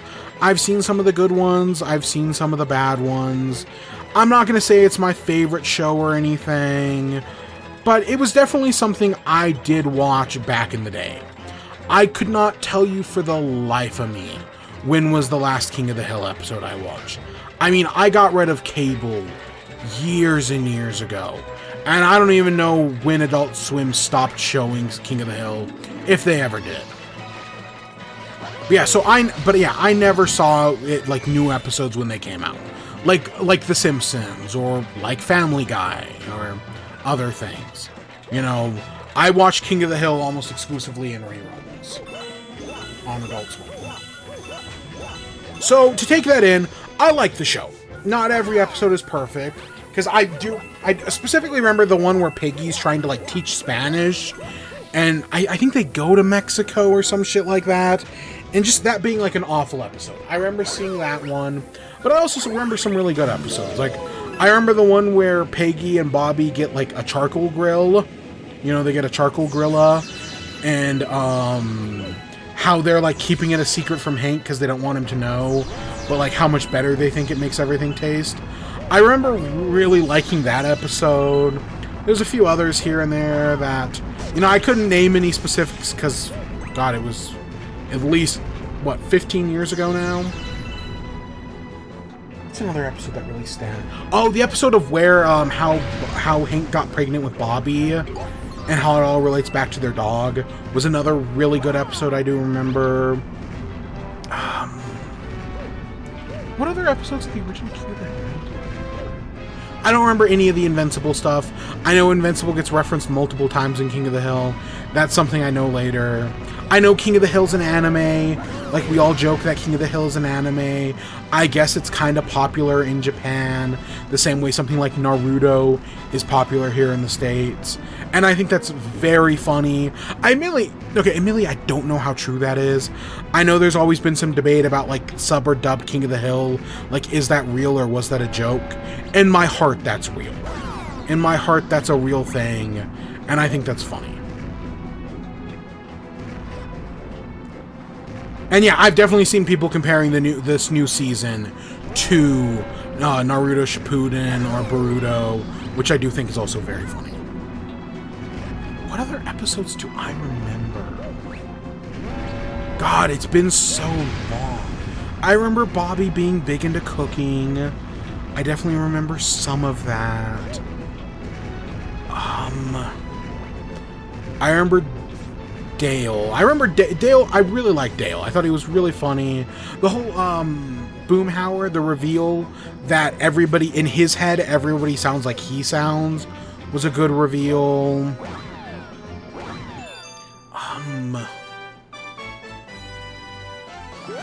Again, there's 13 seasons of this shit. There's a lot I don't remember. But overall, I liked King of the Hill. My parents were actually never big fans of it. Like, I mostly, like, any episode I saw on my own. Because I did ask my parents, like, hey, are you guys watching the reboot? And they're like, nah, we never really cared for King of the Hill. So, yeah. But, so going into this new season, I was interested, you know. I saw that there was a trailer a few months ago. There's this girl on TikTok who does a lot of King of the Hill stuff. And, you know, listening to her talk about it, I was like, yeah, it kind of got me interested. So the season came out, and I've been trying to do like an episode a day, give or take. I've not been great. I think I missed a day in there somewheres, but I'm interested enough. So this is the 14th season. This is a time skip. You know, in the tradition of anime, there has been a time skip. It's been 9 years, which, can I be honest, I kind of wish they had gone the full like 15. That for every year they've been gone, they were gone in the show. Because fuck. Okay, we're not doing that. Fuck that. Because when I found out Bobby was 21, I was kind of disappointed. Because I want to say Bobby should be like around my age. Maybe I'm a little older than Bobby. I'm not entirely sure on that one. But it should be something like that.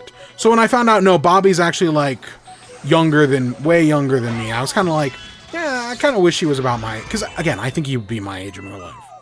With all the things that have happened.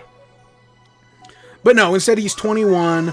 Bobby's, you know, he's running his own restaurant now, where he's the head chef. He didn't go to college, which I actually like that take, you know. In so many of these, you know, I think I like The Simpsons, where the whole thing is Lisa goes to college at some point. Meanwhile, Bart doesn't, but that makes sense. And I do want to talk about The Simpsons at the end of this. Just real quick, just something I thought of. But, you know, I like that he didn't go to college. He instead is focused on his restaurant. And yeah, he's running a German-Japanese fusion restaurant. Meanwhile, Hank and Peggy went to Saudi Arabia. And they've been living in this, like, this, like, encampment in Saudi Arabia that is meant to, like, recreate the 1950s. This is a real thing, right? This is a real place that exists, that they're parodying, obviously.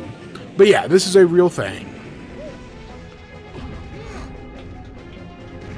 And so they've been over in Saudi Arabia for like 9 years. And now they're coming back to the States. And they're, you know, trying to get used to life, but how things have changed. Because things have changed in the 9 years they've been gone.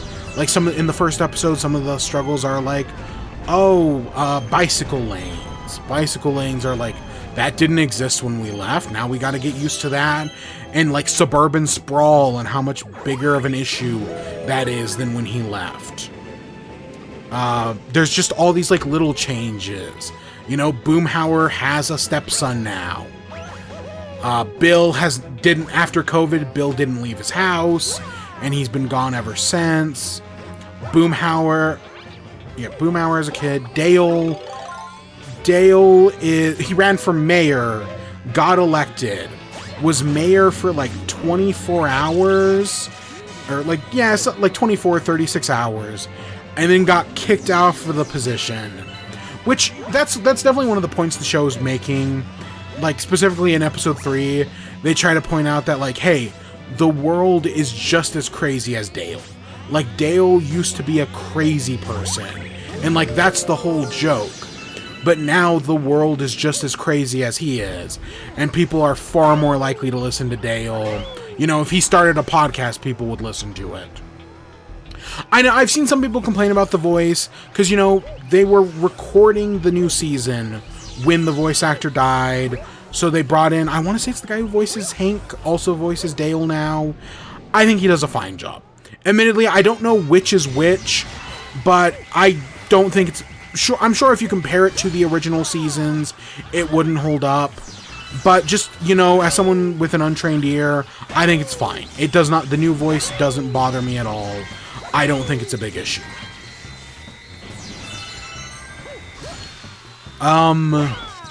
What else? They talk about Uber, right? They get an Uber, and it's like, oh, I'm going to leave you 4 stars, so that way you have room to improve.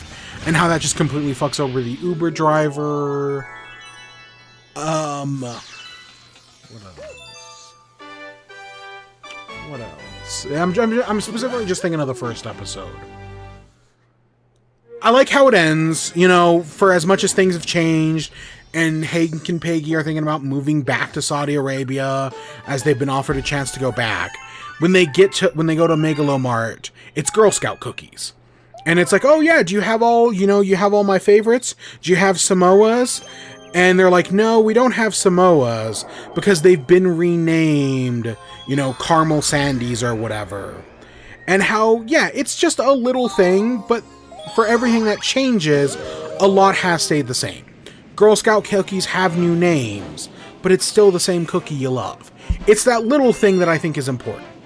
So I do like that message. I think that works really well, and how like they highlight it, and how the community is all there. You know, how as they're talking about it, all the people kind of get around them. You know, propane hasn't changed as well. So I think the first episode is a solid get back. I'll be honest, King of the Hill, I don't think it's a very, like... It's not like a laugh out loud funny show. It's not like, you know, where I'm, you know, like classic Simpsons, where I'm just laughing out loud because there's a lot of good jokes. It's more of a dry sense of humor, but I like it. I know that's why my parents don't like it, because it is a little bit more dry. But no, I think that works fine. Like, I'm not laughing there are a few jokes that did get me. But for the most part, I'm fine with a more dry sense of humor. The second episode is all, you know, since Hank and Peggy have retired, they're trying to figure out what to do. And so while out shopping, Hank sees a buy your own beer kit. And or a make your own beer. And it's all powered by propane. So he's like, yeah, I'll start making my own beer. And he makes his own beer. He shows it off to Bobby. And it's just like the beer they drink outside.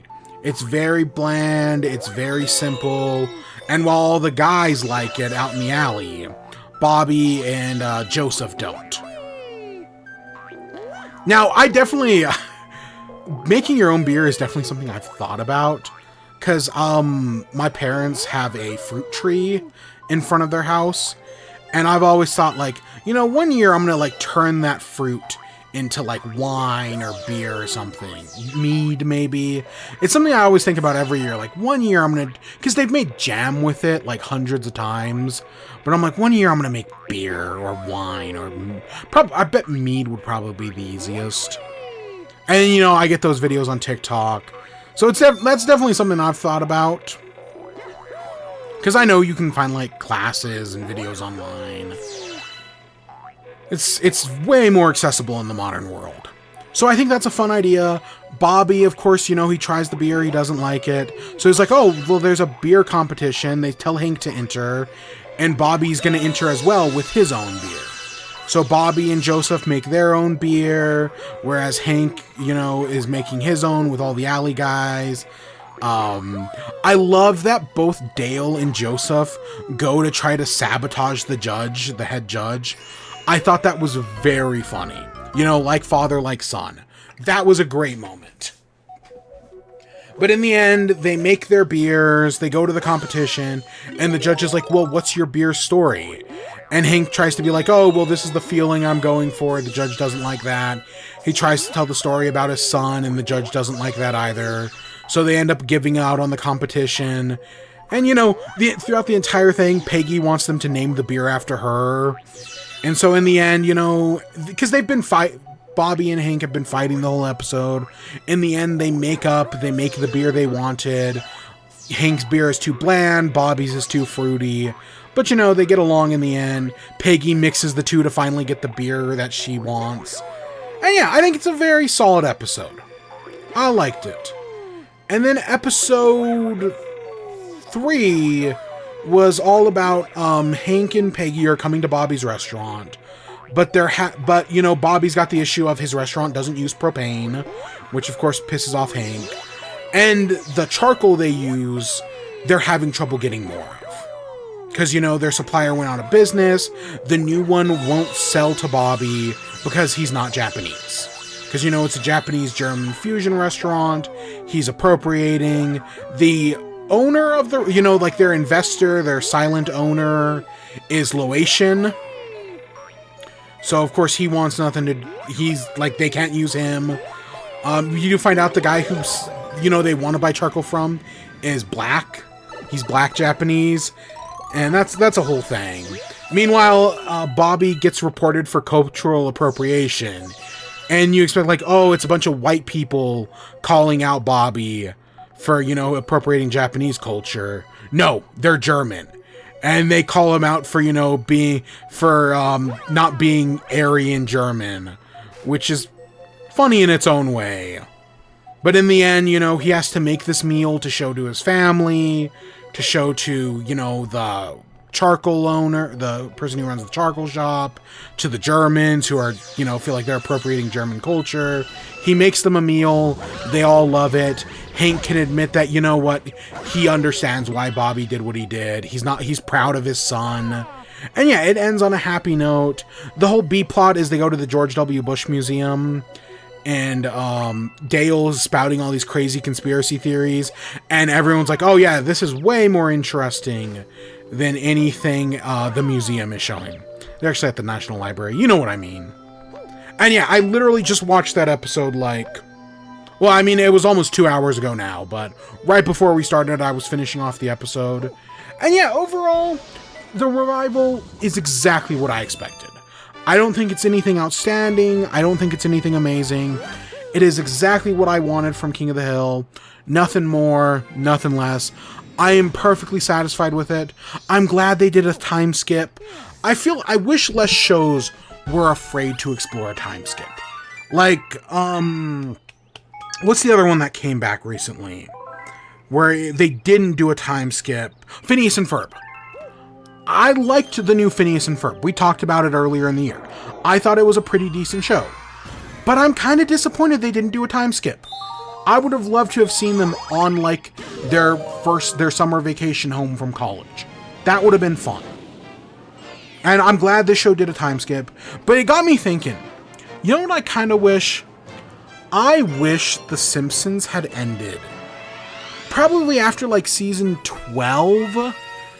Imagine if The Simpsons had ended. We're now, like 25 years later. And they announced they're doing a Simpsons revival. They're bringing back, you know, all the living cast members. And they're doing a time skip. I would have loved that for The Simpsons. If The Simpsons had gone off air. Again, season 12. They're still, you know, respectable. They've had a few mediocre seasons, but nothing terrible. They ended off on a decent enough note. I say season 12 because that's like the last decent season. It all kind of falls apart after that. Not that, again, for most people, like peak Simpsons ends with the season 8 finale. Itchy, Scratchy, and Poochie. But after that, I still think 9 and 10 are decent. And 11 and 12 are okay. It's after 12 that the show kind of completely falls apart, in my opinion. And becomes, you know, what we now think of modern day Simpsons. And it's been doing that for like 25 years. I would have loved for The Simpsons to have gone away. They came back. And hey, guess what? It's Lisa's wedding. You know, we're in that timeline. Lisa went to college. You know, her wedding just failed. Bart is a construction worker. He's got kids. He got screwed over on a job, so he starts studying law, because Bart has to become a Chief Justice of the Supreme Court. That's Simpsons canon. We all know that. Meanwhile, you know, Lisa's trying to find her place in the world. Maggie's a blabbermouth gossip who we never actually hear talk. I would have loved for The Simpsons to have returned this year. But no, they'll just never end. And that fucking sucks. You know what? Even if just nowadays, they were like, hey, guess what? For season 40, we're gonna do a time skip. We're just gonna do the entire season. We're gonna pretend like, hey, everything after 12 isn't canon, and let's just jump forward 20 years. And the entire season's gonna take place 20 years in the future. I would love that. I think just doing fucking something, anything different with The Simpsons would be so interesting. And they're not going to do anything. That was also my problem with Futurama, is Futurama also just kind of continued from where they left off. You know, I think Leela and Fry were still together in the Futurama reboot. I only watched like 2 or 3 episodes. I really wasn't vibing with the Futurama reboot. I didn't think it was that, you know, it was later seasons Futurama. I'm not saying this is peak King of the Hill, but at least I'm interested in this. Whereas none of those other shows really do it for me. Again, I like Phineas and Ferb. But okay, that's King of the Hill. Hopefully I'll talk about the rest of the season next week. Hopefully I'll be, you know, it's only 10 episodes so far, but hopefully I'll be caught up because I'm enjoying it enough. Next up, let's talk about Fantastic Four. Let's just talk about the original 2005. So if you have never seen this, back in 2005, Fox, having the license to Fantastic Four, made a Fantastic Four movie. It stars Jessica Alba as Sue Storm. I have no fucking idea who plays Reed Richards. Honest to God, I could not tell you for the life of me who is Reed Richards. For 2005. It is Jessica Alba as Sue Storm. Eoin Gruffudd? I have no idea who the fuck that is. As Mr. Fantastic. Chris Evans as the Human Torch. You know, our eventual Captain America, who they do reference this in Deadpool and Wolverine, is the Human Torch. Michael Chiklis is Ben Grimm. Julian McMahon is Doctor Doom. Kerry Washington is Alicia Masters. You know, the Thing's blind girlfriend. This is one of those movies, I saw this in theaters as a kid. I saw both this one in the sequel. And I, for the most part, liked it when I was younger. You know, I was just into superheroes as a kid. I didn't really have high standards or anything. I liked this. I liked the Raimi Spider-Man movies. I liked the Fox X-Men movies, the bad ones. You know, I didn't have any standards. And so watching this movie again, I knew it was going to be bad.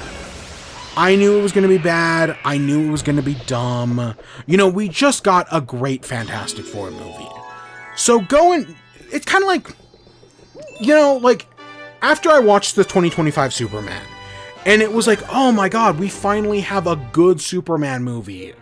For the first time in like 50 years. Holy shit. Now I can be kinder to the old ones.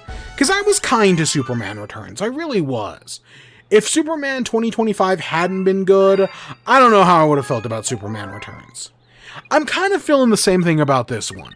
Like, this is way worse than any of the... Okay, it's not as bad as Superman 3 and 4. But it's worse than all the other Superman movies. This movie is fucking bad. But I don't want to say it's so bad it's good. It's so bad it's entertaining. I was genuinely entertained this whole movie. It's fucking ridiculous. But I was enthralled the entire time. You know, it fucking got me hook, line, and sinker. But it's fucking bad.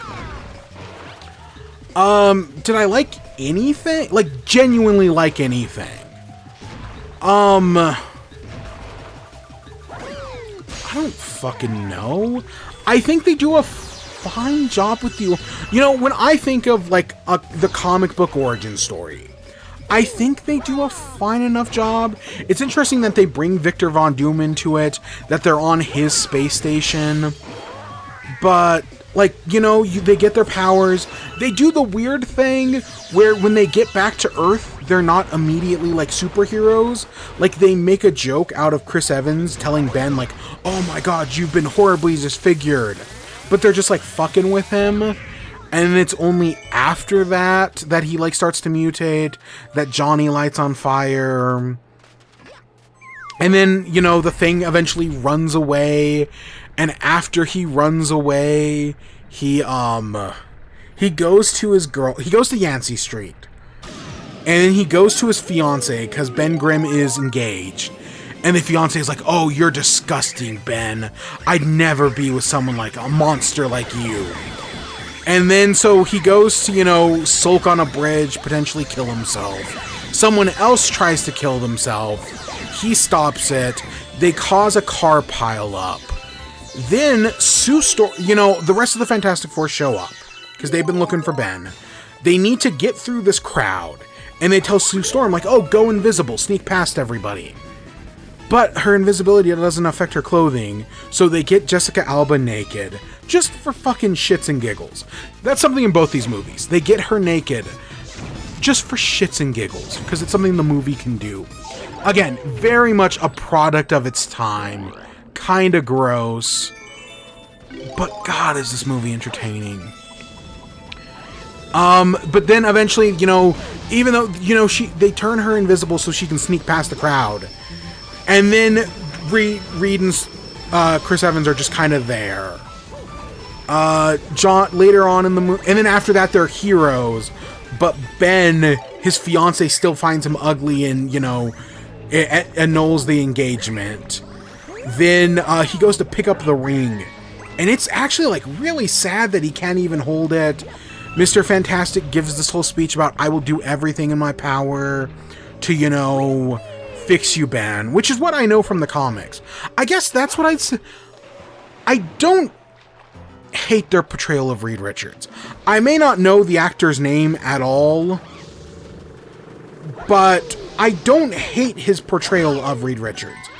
Do I think Pedro Pascal did a better job? Yeah, but I don't think he's terrible. I like that the stretchy powers are actually stretchy, because it's weird in the new Fantastic Four how, like, Galactus literally stretches him too far and he starts to, like, snap like a rubber band. No, in this movie, he gets way more stretchy. He becomes like a giant suit. He wraps the thing up in like a straitjacket made out of himself. And the second one, he stops a whole Ferris wheel. The stretchy powers are better in these movies than the new one. But yeah, it's just fucking ridiculous. They're under quarantine, like they're in the Baxter building under quarantine. But under quarantine, Johnny breaks out and decides to go to the X Games. And god, everything in the X Games is just product placement.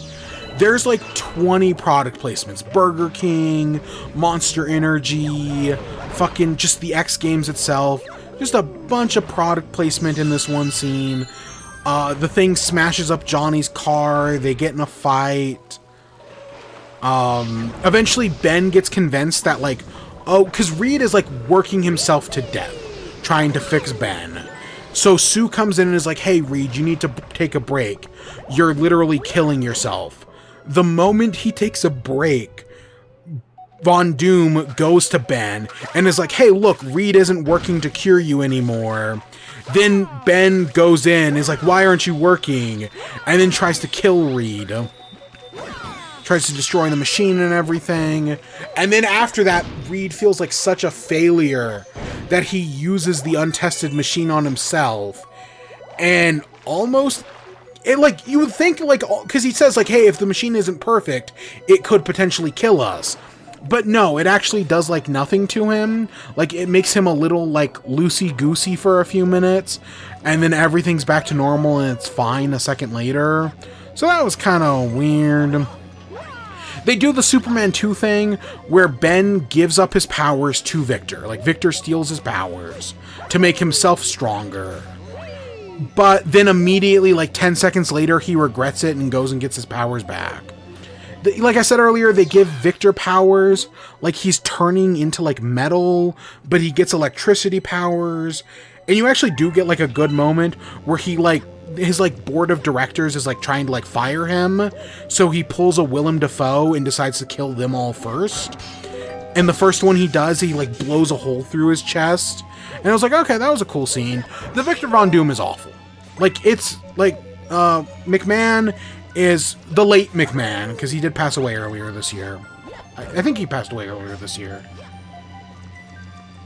He's, you know, it's not comic accurate at all, but I kind of don't care. Like, it's such a bad movie that I just don't care, because honestly, it kind of feels like at this point, Doctor Doom is impossible to accurately portray in movies, and potentially, like, the MCU isn't even gonna try.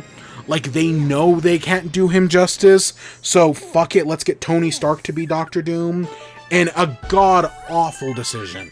There's a rumor going around right now that potentially the Tony Stark thing's a fake-out. That they say Robert Downey Jr. is playing Doctor Doom, but he's not actually gonna be Doctor Doom. That, you know, the reason why at the end of Fantastic Four you don't see Doom's face is because it's going to be another actor. I really hope that rumor is true. I fucking doubt it, but it'd be cool if it was. But yeah, in the end, they all, you know, the four are able to use their powers. They stop Doctor Doom. They turn his metal skin into, they like heat it up and then rapidly cool it and turn him into a statue. And yeah, and the movie ends with them shipping him off to Latveria. The Fantastic Four are celebrities. Reed and Sue are engaged. Ben met Alicia, so they're happy. And yeah, it's kind of all's well that ends well. It's a fucking garbage movie. It's a mess. It's sexist. It's fucking... Yeah, it's dude bro-y. But man, was it entertaining. It really was. I was thoroughly entertained. The special effects, yes, they're, you know, it's 2005. But I am glad they actually, like, the Michael Chiklis is in a suit, and that is a practical effect. Like, he's got fucking elephant teeth on. From what I remember reading an interview sometime earlier this year. I think Michael Chiklis was actually, like, a big fan of Fantastic Four. So, like, even though, you know, he had to put on the whole, like, suit and everything, he was happy to do it because he was a big fan of the character. So, yeah, at least I remember reading that at some point. But, I mean, there's a reason we go with Dicks Out from Michael Chiklis. No, wait, not Dickless. What's the Jake and Amir bit? Dickless for Chickless? It's something like that. I don't know. God, there's a name I haven't thought about in a while. Jake and Amir. But yeah, overall, would I recommend this movie? Fuck no, especially compared to the new one. But, you know, if you want something entertaining for 2 hours, fuck it, there are worse movies to see. Such as the sequel! In my memory, Rise of the Silver Surfer was better. You know, you get to see more, kind of like Superman 2, where, you know, you get to see more of the powers, things actually happen. You have the Silver Surfer, who is voiced by, Lawrence Fishburne? Morpheus. You know, so it's like, okay, that's cool. They had some things. Sure. Did they make Galactus a cloud? Yes. Here's the thing. At one point in this movie, the Silver Surfer goes to confront Galactus inside his cloud. And when he does, you see the silhouette of Galactus, like traditional Galactus. And there was a part of me like, is the Galactus cloud his ship? Like, is that what they were going for? The cloud is just his ship? And maybe, potentially, that's what they were going for, but it definitely doesn't come across in the movie. And if it is what that's going for, maybe I'm giving them more credit. But yeah, Galactus is a fucking cloud. The Silver Surfer's flying around, causing weird things to the weather. Von Doom, because of his weird shit he's doing, it brings Von Doom back to life. It fixes his, like, you know, metal skin and whatnot. So the government's here, And it's fucking Captain Holt. I did not remember this at all. Captain Holt is in this movie. The late... Oh god, what is his name?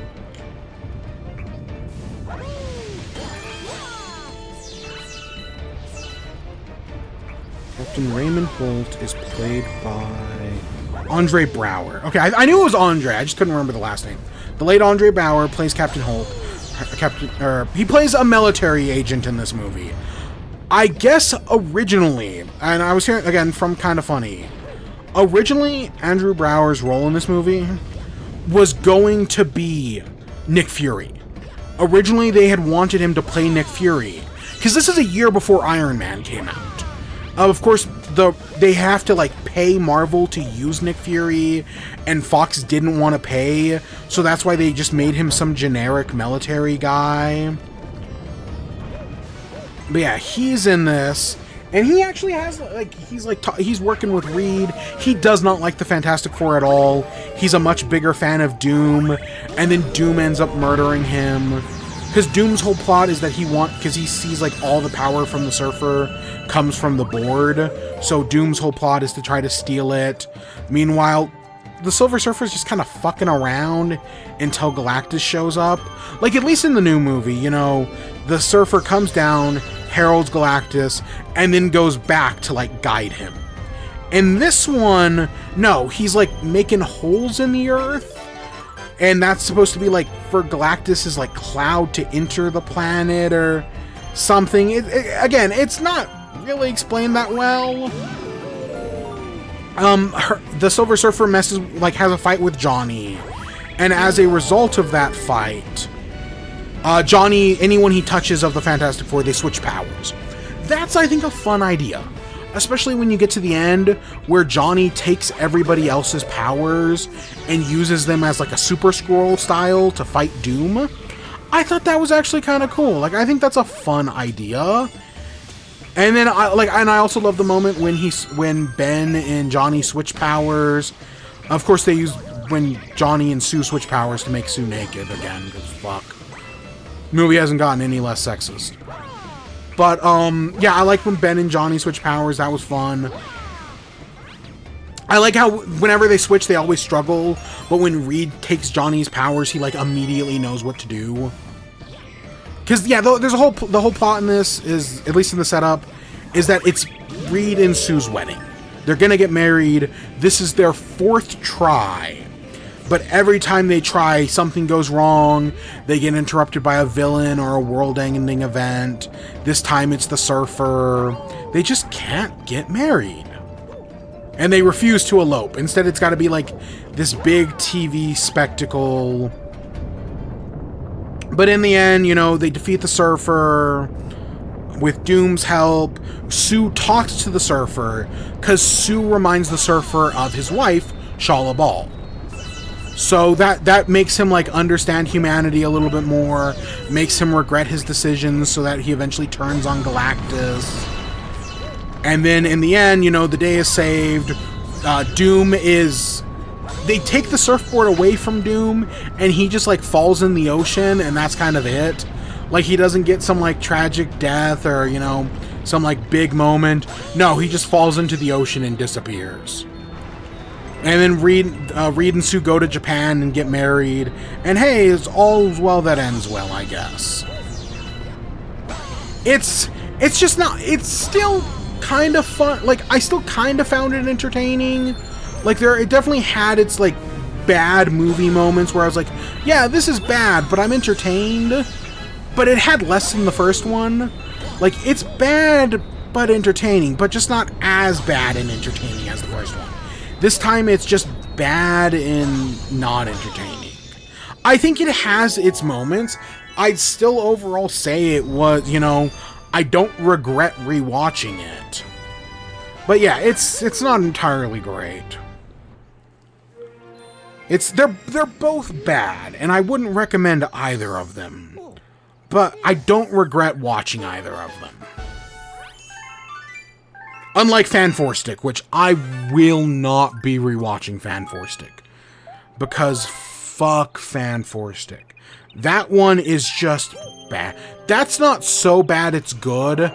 That one's just so bad it's bad. I do not... Have I seen every Fantastic Four movie in theaters that has released in theaters? I guess. Because, like, even Marvel. Like, I did not see every MCU movie in theaters. I don't think I saw... I saw the Iron Mans. I didn't see Hulk, and I don't think I saw Thor in theaters. Or maybe I didn't. I saw either Captain America or I saw Thor. I saw one or the other. I genuinely cannot remember which one. But I definitely saw one of them. Maybe I saw Thor and didn't see Captain America. Fuck it, I don't remember. So like that, and that's it. Those are like the only... Hulk and either Thor or Captain America are the only two I didn't see. I've seen every other Marvel movie in theaters. But yeah, I've seen all the Fantastic Fours in theater. Crazy. And yes, I have seen the Roger Corman one, the 90s one. I'm not rewatching that one either. I don't care enough. That one also kind of, like, it's bad, but it has its moments.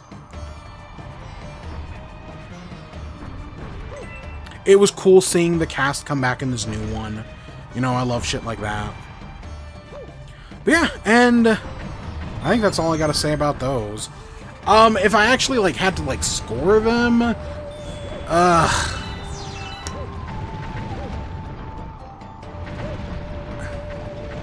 I'm gonna say 5 for the 2005 one, and I'm gonna give Fantastic Four Rise of the Silver Surfer a 4.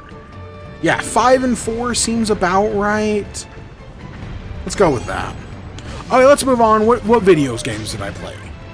So, there's a game series called Ducktective. Nothing to do with Gravity Falls at all. There's 2 Ducktective games. The first one is like is it the Salami Bandit? It's the Salami something. Ducktective, the Salami... The Secret Salami, there we go. The first game is the Secret Salami, and the second game is the Ghost of Glamping. And both these games have kind of been on my radar. You know, I've thought about playing them for a while now. I was like, I'll get around to it one of these days. And this week just happened to be one of those days. I don't know, I was just kind of in the mood for some, you know, just something simple and short. Both these games took me like 2 hours. They're really quick to get through. The first Ducktective game is, hey, you're a Ducktective, your wife has divorced you, or is in the process of divorcing you, you're broke as hell, someone hires you to find their missing lunch. So you go to this office of like this bus depot, and you know, I think her name was Laura. Her lunch has been taken. So you gotta go through the office, meet all the different people working there, and figure out what happened to her lunch. But along the way, you uncover that there's a greater mystery. Something more is going on here. And then, so in the first game, you meet Freddy. Freddy is a huge fan of, like, detective novels. He's read Ducktective's autobiography. And so, at the end of the first game, he, like, gives you a ride home. And so in the second game, you know, you found out you've been evicted from your apartment, and you're living with Freddy, and he's taking you glamping. You're going glamping to this campsite, you're gonna meet Freddy's girlfriend, and then, you know, when you get to the campsite, it's, hey, there's a set of, like, lawn chairs. Oh, shit. I forgot about this. So there's a set of lawn chairs and, like, tables that have gone missing. So as Ducktective, you agree to figure out what happened to them. And along the way, you find out there's the bigger mystery going on here that involves, like, espionage and state secrets, and, like, everything's more important than you first realized. And that's kind of all I'm gonna say about both games. Like, I don't want to get into spoilers, because I feel like anything more than that is kind of spoilers. Okay, things I will say. Freddy gets way too much shit in these games. Like, I understand that there's like a thing where it's like, oh, he's kind of weird, he's kind of a loner, he's autistic. He kind of reminds me of, you know, Gravity Falls comparison. He's kind of like Toby Determined. If you've seen Gravity Falls, the entire show is spent shitting on Toby Determined as like the worst person in town. Everybody hates him.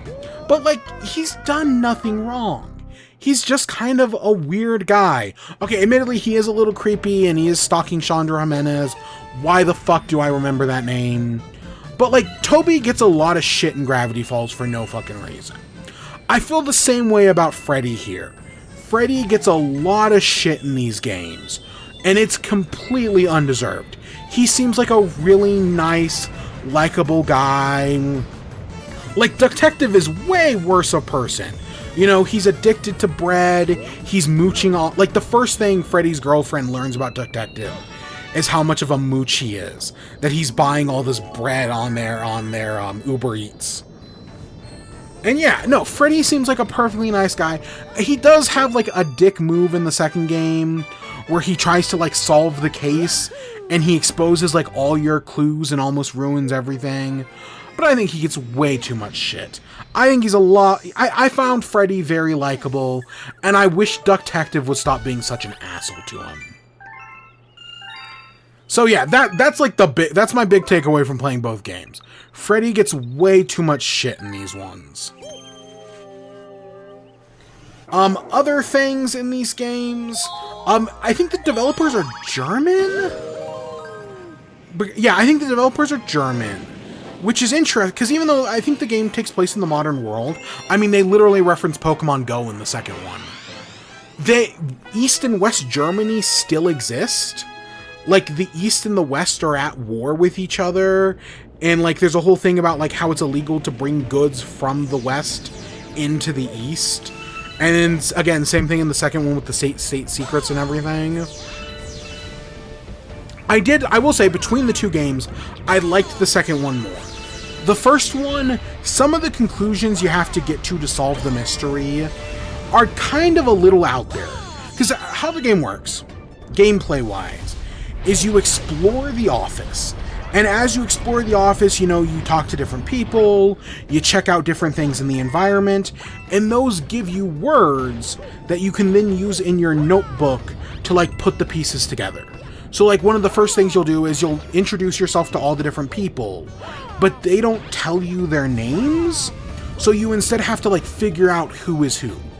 Like, for example, you see the Employee of the Month poster, and you find out the Employee of the Month is Rufus. So then you have to figure out, like, oh, well, Rufus is the janitor, who's the penguin. Like, so, you know, it's just, you get clues, and then you gotta figure shit out. And in the first game, some of the clues just go nowheres. Like, so the original plot is the missing lunch. And then that blows up into a much bigger thing, which is, basically becomes the A plot, the lunch becomes the B plot, and then there's a C plot that doesn't go anywheres. I feel like the second game kind of avoids that. Like, the lawn chairs are the B plot, which eventually kind of which gets overtaken by the A plot, which is the state secrets. But then there's a C plot, which I at least feel like had a satisfying conclusion, whereas in the third one, it doesn't, because at the end of the game, you get to pick who you're going to arrest. And I kind of wish you could also arrest the characters in the C plot. At least one of them in at the end. And no, you get none of that. Whereas in the second game, no, I feel like the C plot has a satisfying ending, where you don't need to arrest anybody. But yeah, I feel like the second game is just a little bit more straightforward. The clues that you get make a little bit more sense. It's not that the mystery is easier, I just feel like the mystery is explained a little bit better. Like, yeah, I would say both games are about the same difficulty-wise. But the second game just kind of, you know, explains itself better, so I had a better time with it. So yeah, I think both games are like $10. They probably go, you know, it's the Switch. It's an indie game on the Switch and on Steam or what. I played these both on Switch 2, by the way.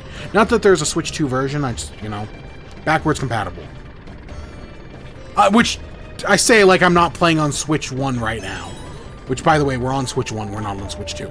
Even though this game got a Switch 2 update. Kind of. But regardless, I'm talking in circles here. I liked both of these games. I think the second one's better, but, you know, for like 20 bucks, you get both games. Each game took me like 2 hours. That's not bad at all. Yeah, I'd recommend them. Fun times all around. And then the other thing I played was Mina the Hollower. So we got the Mina the Hollower demo available for 2 weeks. I was going to check it out. I want to say they said the demo was like the starting area in the first dungeon. So that's what I went in expecting. And that's because this is Mina the Hollower is inspired by Link's Awakening, one of the best Zelda games. So that was kind of what I was expecting. Like, you do the starting area and then you do the first dungeon. That's kind of not what happens. Like, you start off the demo, you crash land on this island. From your crash landing, you know, you get to pick a weapon. I picked the whip, just because I feel like that's the standard one. Then from there, you fight a Kraken. I'm pretty sure it's a boss fight you're designed to lose. And oh my god, I got my ass kicked. After that, you get up on land, you have to fight some monsters, you have to fight some of these guards that are, you know, inhabiting the island, and you work your way towards the town. You get to the town, you go inside, right before the town there's a mini-boss. And I got my ass kicked by the mini-boss so many times. It probably took me like 10 tries to beat the first, like, mini-boss. Because he's so fucking quick. He hits you so hard. I don't entirely understand the healing mechanics in the game. Like, you get like 3 healing vials. And it says like, hey, when you defeat enemies, it'll replenish your healing vials. But I couldn't really tell if it was doing that. Like, I feel like once I ran out, I only got more at like the rest areas.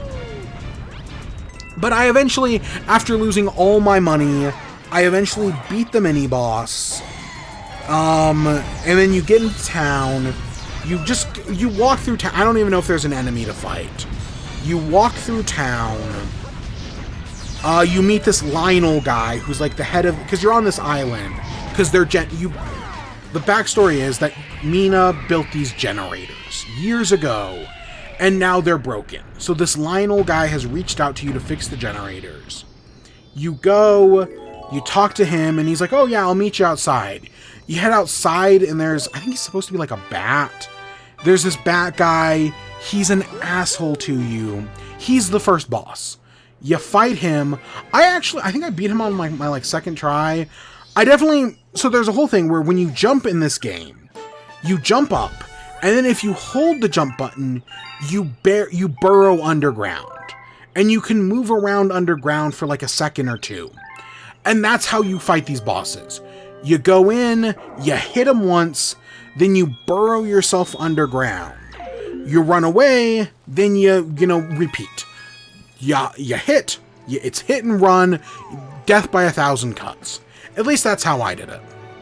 Alright, so we've done everything. We've done all the main stars. Let's go do the final level, shall we? And yeah, after I beat the first boss, the demo ended. It took me like 30 minutes. It was a short demo. Again, I thought this was like a Zelda game, so I was expecting like a dungeon, but it wasn't really a dungeon. Like, there wasn't really any puzzle solving or anything like that. Maybe I heard something wrong at some point. I'm not entirely sure, but I think it was a good demo. I like the pixel art. I got my ass kicked because it does the Dark Souls thing, the Shovel Knight thing, where when you die, you lose some of your money. But instead of your money just being like a floating bag or a floating orb or whatever, it instead gets absorbed by the enemy that killed you. So you have to then go back and kill the enemy that killed you to get your money back. And of course, if you die again, then all that money disappears forever. So that's how I lost all my money fighting the mini-boss, is that I went in, he killed me, he took some of my money, and then when he killed me again, all that money got deleted and he took some more. But yeah, I'd say overall, you know, it was a good demo. I tried out the 120 frames per second on the Switch 2. I'll be honest, I cannot tell the difference. I'm sure there is one.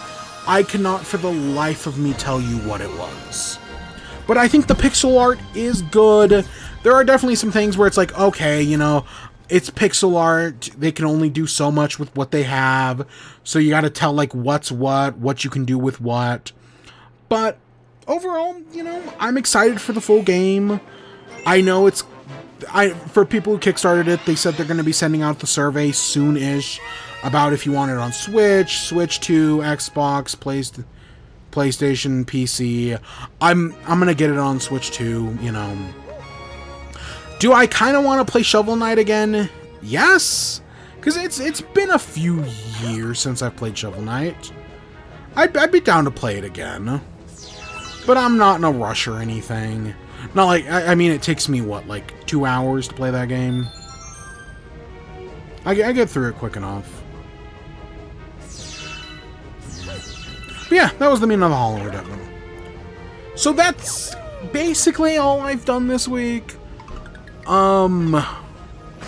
Anything else we gotta talk about? So I've been playing Picross. I think we've talked about this in the past. There's the Picross series of games on Switch. I think it was originally a 3DS series that might also be a mobile game, but at some point they started making Switch games. If you don't know what Picross is, it's a Japanese puzzle game where you're given numbers and a grid of boxes. And based on the numbers, you have to fill in or X out boxes to make an image. Super simple, super straightforward. Literally, my obsession with Picross Okay, quick history with Picross. I knew what Picross was. I probably did a Picross puzzle at some point. But the first Picross I remember was on the DS. There was a game called 3D Picross, which took the concept of Picross, but instead of doing like little images, you were doing 3D images. I played the game. I liked it. I wasn't amazing at it, but you know, it was the 3DS. And it was the DS. I played this when the 3DS. I bought this game like used for like $2 in like 2012. Years ago now. And that was kind of it. That was my, like, maybe, I know they did like a Twilight Princess Picross that I probably checked out. There was a Mario Picross on Game Boy. And earlier this year, I played through all of Mario Picross. I played through the entire game, all, like 50-something levels earlier this year. I'm not entirely good at Picross, but I was kind of curious. It got added to Switch Online, and so I had a good time with that. And I was like, you know what? I kind of want to play more Picross. So I went on the subreddit, the Picross subreddit, and was like, hey, you know, I'm new to Picross. What game would you recommend? I know there's like 9 of these things. Which one would you recommend starting with? Should I just do the first one?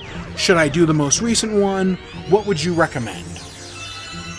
And the subreddit came back and was like, start at the third one. You know, you could start with the first one if you really want.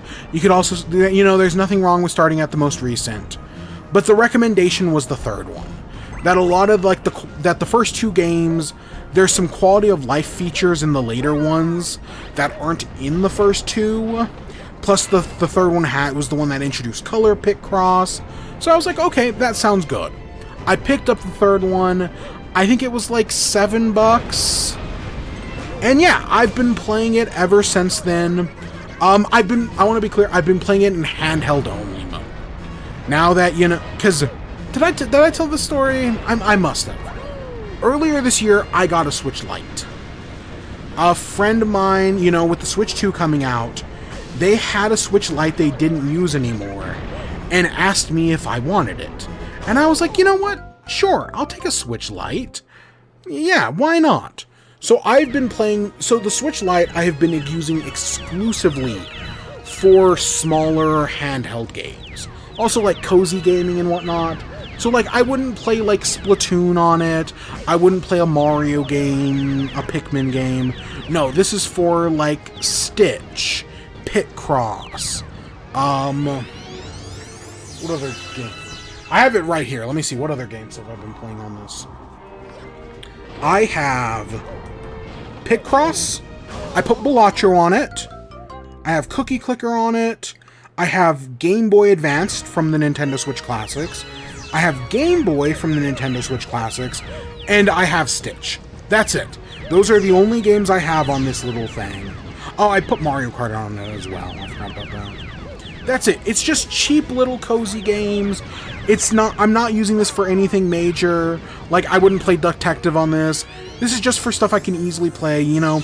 It's a small system. I bought a little case for it.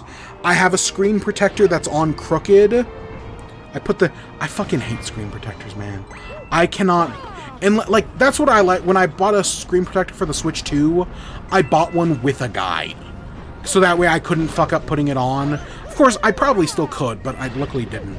But for the Switch Lite, my screen protector is on like the top right corner is with the bottom left corner. And there's just a little bit of hangout on the top left and the bottom right. And that, it drives me crazy. But whatever, you know, at least it's on, it fully covers the screen and everything. But yeah, I just bought a little carrying case, the one with the cover, so that way, like, it's, you know, it's easy to carry around. But I've been playing Picross on it. I've been doing the color Picross. Because I'm over 50 stages into just the normal Picross. I've been doing the color, because the color is weird, because, you know, normally they give you numbers and you have to put in the X's. But with the color, you don't do the X's unless they're, like, the same color or, you know, a few other things. Instead, different colors can touch each other. It's definitely different than how I think about Picross, but not in, like, a bad way. Like, I'm definitely trying to, like, get used to it. Mega Picross, on the other hand, I don't understand at all. Like, the whole idea is, like, you can have, like, the same number on 2 rows, and that means, like, they connect to each other. And I just don't like, it takes Picross and adds a bunch more rules, and I'm just not entirely sure I get it. Like, I'm sure I only did, like, the tutorial levels and, like, 1 or 2 more. I'm sure if I keep playing it, I'll, like, fully figure it out. But I'm kind of confused on Mega Picross. I definitely do feel like I'm getting better. The more I play of it, I am getting better. I definitely, and I don't care, there's like there's settings in the game where you can see, like, hey, you know, here's columns you can currently work on. Hey, you want to start off with a hint? You can start off with a hint. You want to know when you make mistakes? We'll tell you. And I know for some people, like, they'll be like, oh, well, you know, you gotta beat the game with all those settings turned off. I don't give a shit. I am perfectly fine with the game telling me, like, hey, you made a mistake here. There are challenge levels where at the end, every 15 levels, you get a challenge level where it gives you no assists. And those levels take me like 3 times as long as all the other levels. But I'll be honest, it's a nice change of pace. Having a challenge level that gives you no assists every 15 levels, it's really nice to have. Because it makes me think a little harder, even though I always worry I'm fucking something up. It's something I'd rather have there than not have at all. So yeah, overall, you know, I'm enjoying it. All of the Picross games are on sale right now. All, fucking 9 of them are on sale. And I'm definitely thinking, like, should I just preemptively pick up the next one? Because I've still got over, like, 100 levels in this game to do. And that's not even counting, like, the Mega Picross stuff. There's still plenty for me to do in this game. But I could also just preemptively pick up the next one. You know, I'm having a good enough time. It's something nice to relax and do every night, you know, get caught up on my podcasts, watch my True Green 7 videos. I've been watching a lot of True Green 7. If you don't know who that is, they're an artist. And they have a whole series on YouTube where it's like them and 3 other artists get together and they have some sort of concept or theme. And they all have to make Pokemon in that concept. So, like, what was a good example? Like, they had the concept of, like, opposites. And, like, one person created a Pokemon that, or, like, it was, like, contradictions. So they did, like, predator and prey. So, like, one person did, like, a predator. And then the other person did, like, it was, like, a fucking lion that, like, hunted them. The one I specifically remember is they did, like, a whole lion Pokemon. And normally it's, like, a lion that becomes, like, a bigger lion. But if you get the shiny, it actually becomes, like, its own separate Pokemon. And it's like, okay, that's kind of an interesting idea. That, like, it being shiny, like, makes it different. And that changes how the Pokemon evolves. I was like, oh, that's neat. You know, that's something that I don't see the Pokemon Company ever doing. But you had some cool ideas. The episode I was watching last night, someone made, like, a Man of War. They were doing one for each generation. So it's like, hey, what if we did something in, like, the Gen 1 art style, the Gen 2 art style? And they get to the Gen 7 art style, and it's, like, a Man of War jellyfish. That's, like, a lady, kind of like Zarina or, Pheromosa. And that was a really cool design. So yeah, it's overall fun series to watch. Highly recommend it. They did one where they asked different YouTubers, you know, Delicious James, Loxton and Noggin, to design Pokemon. Like, do, like, a 1-minute sketch, and then he'd, like, professionally draw them. And those were cool that's how I found the channel. Was that video came up in my feed. And I was like, oh yeah, I'd watch that. That sounds like a fun idea. And I've just kind of been hooked ever since.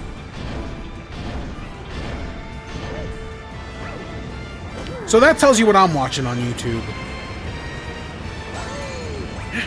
Yeah, we're in the final boss of Galaxy. Without spoiling Donkey Kong Bonanza, my one problem with this game that Donkey Kong Bonanza luckily didn't have is that I wish the final boss fight was more unique. This is the third time we fought Bowser in this game. That we've beaten Bowser. And you fight him the exact same way in every one of his boss fights.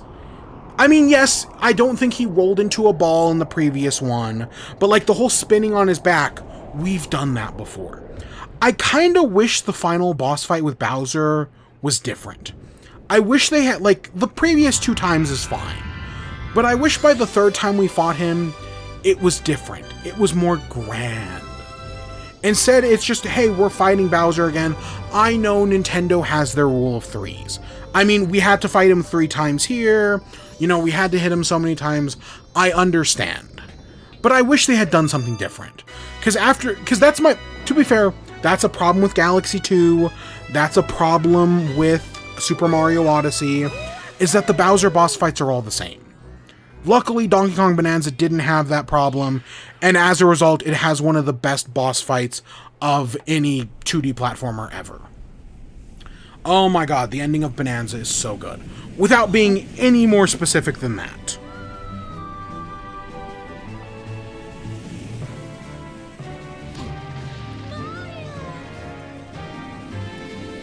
But yeah, that's Galaxy.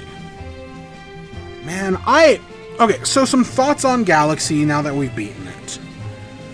I loved this game. This game was so good. I had so much fun with it. I didn't want to stop playing. That specific, again, this was like, what, a month ago now? When we started Galaxy, I was having such a good time that I just didn't want it to end. And while not every world is perfect, there are some, you know, kind of like, I feel like every Mario game works like that. For all the good worlds you have, you gotta have some bad ones. And there are some, specifically in the latter half of the game.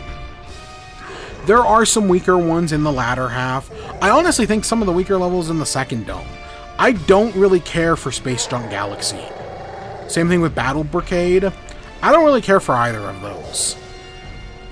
But overall, I still think the game is fantastic.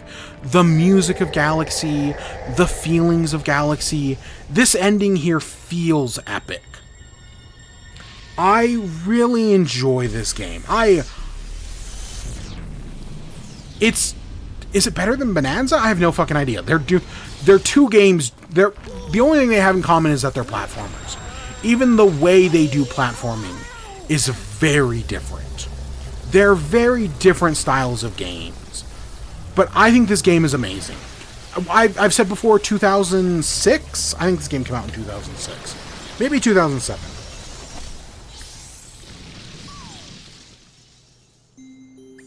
Yeah, 2007. Okay. I've said before, 2007 is one of the best years in all of gaming.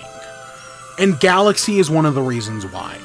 This is one of the best Mario games, up there with World, up there with Odyssey. This is upper echelon of Mario games. And replaying it, it held up.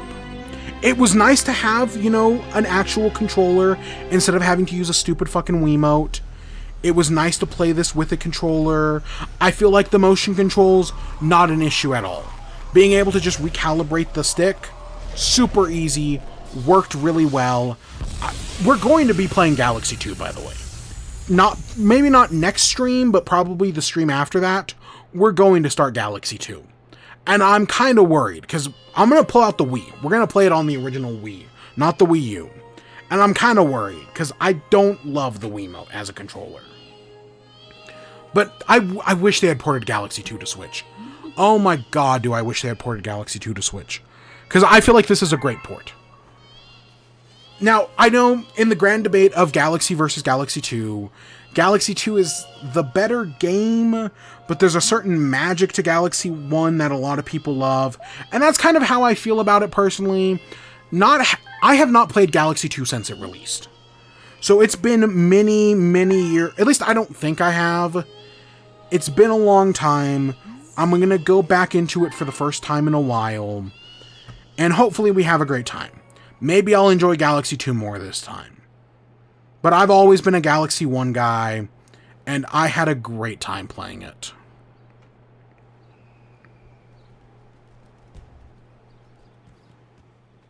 Oh wow, I just looked at my audio. I had my audio up pretty high this entire stream. Oh, fuck. Normally, I keep it, like, a little bit lower.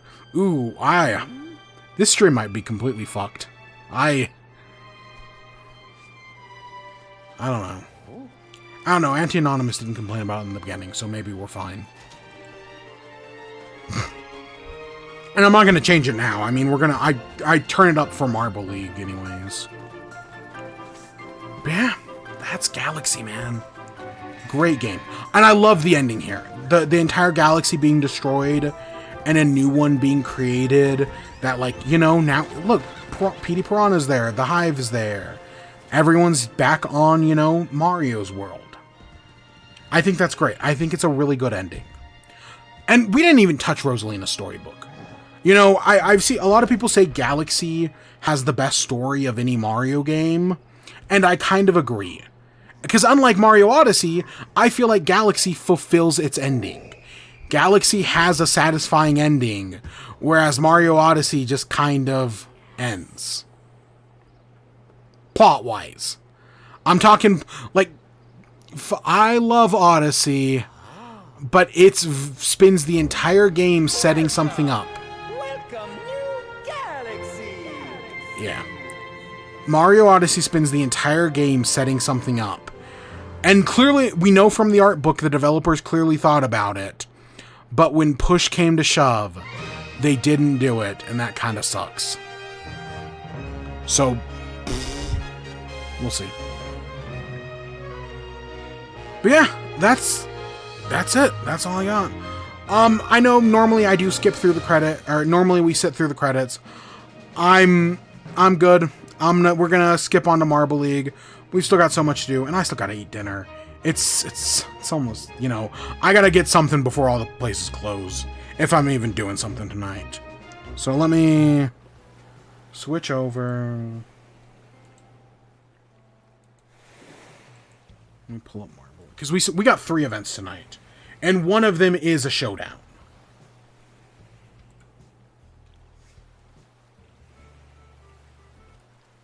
Yeah, oh my god. Fuck. This one that I can't pronounce is 26 minutes. Holy shit. Oh, let me boom, there we go. Oh my god. And it doesn't even have... I don't think this is a showdown one. God, that's... What do you do when you're surrounded by sand? How do you pronounce this? You make use of it. You play sports on it. In this case, you make it a part of Marble League competition. Hey everybody, I'm Greg Woods. This is Bocce for the first time ever in the Marble League. That's how you spell and we are bocce? thrilled to have you here watching how this That's will how you pan out. fucking spell bocce? Well, we've got a good championship battle heating up. What the as we reach I have the never seen that round word before spelled the halfway point in my of these entire games. life. Midnight Wisps lead, but only by Holy 8 shit. over the Oceanics. Mellow I Yellow had 1 no idea point that's back how that was from there. spelled. So here's how this is going to work. And there's not like an Teams accent? will Like, I know there is over chasing there. the Polino, What as the they do in fuck? bocce, trying to get as I have many no of idea their how to play marbles bocce ball, by as the way. close to No it as fucking they idea. possibly can. I had no idea that's how that was spelled. So here is the steel Polino. All right, let's see that how we'll this be using. works. The Majestic Melons and the Huckleberries will take to the sand, the packed sand in this demonstration run. Down come the melons, so they've seen where they go, and they bonk right against it and Is bounce it- off. Now you'll see those distances being Is it just updated about in getting the real closest to time. the steel All ball? of the marbles have a tracker that measures the distance between them and that Polino, that target marble. So we can see exactly how close they are. So in that case, you see the Huckleberries displaced one of the melons. The melons' closest distance went up, and the Huckleberries went down. Same thing there, bumping the Huckleberries even closer to the Polino. So right now, Huckleberries are in the lead, having the nearest marble, and now it's almost touching. So I think, yeah, only the closest Surely that one is actually touching. We'll have matters. to check and see. Oh, it bumps again.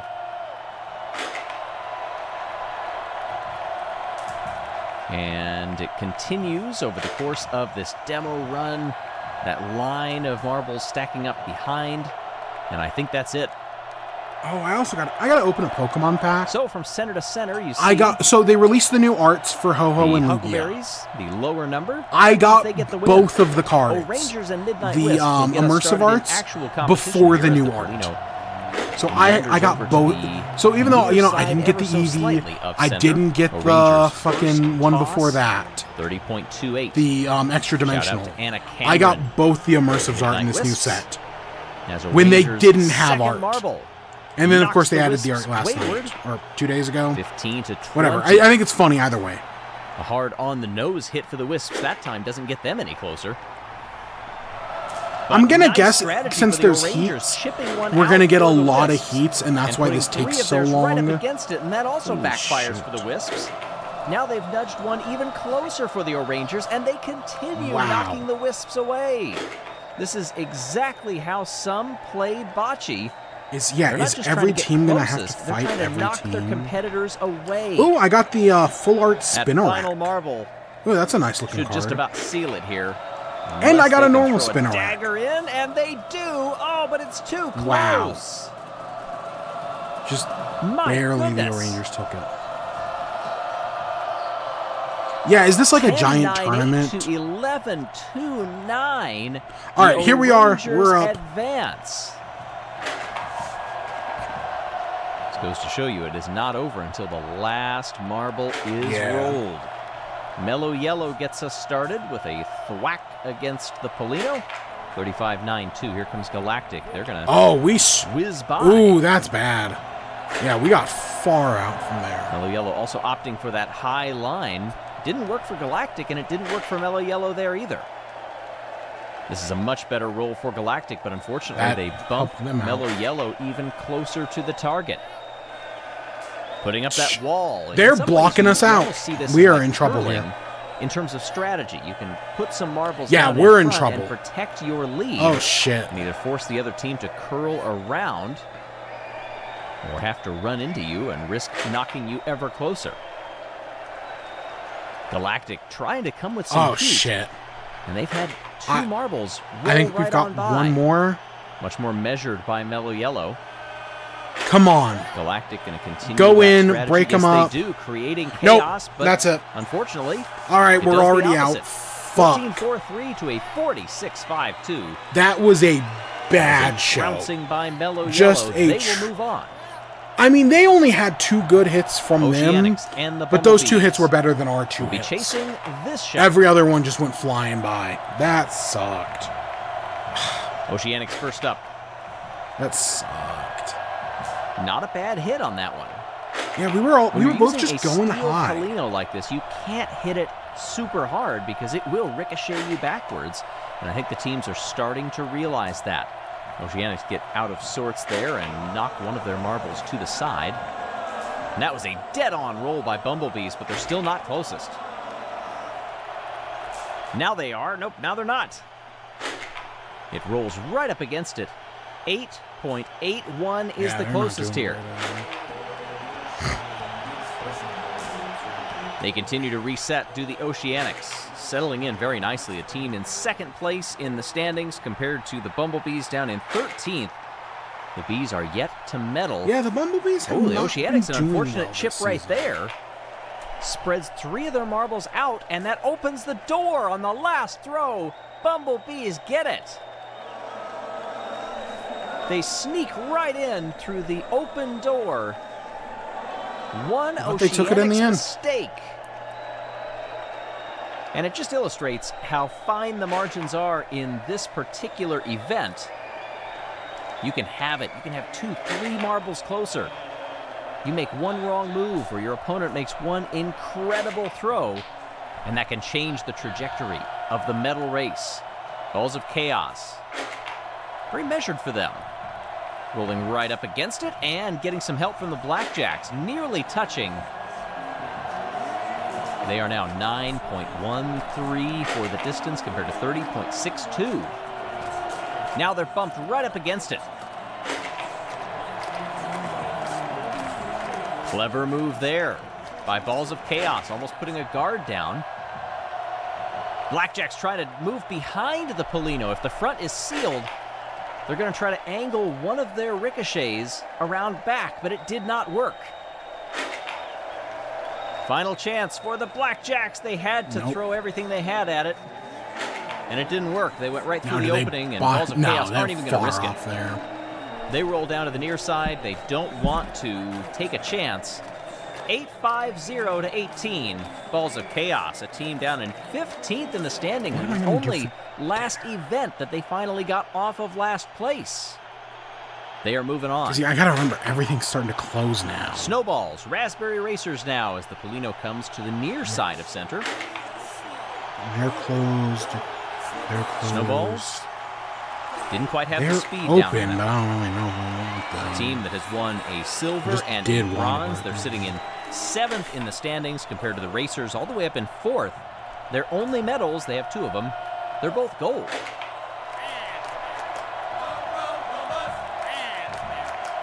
Nobody quite figuring out the speed here. This looks better for the Snowballs. Yeah, they'll reset and almost halve their distance.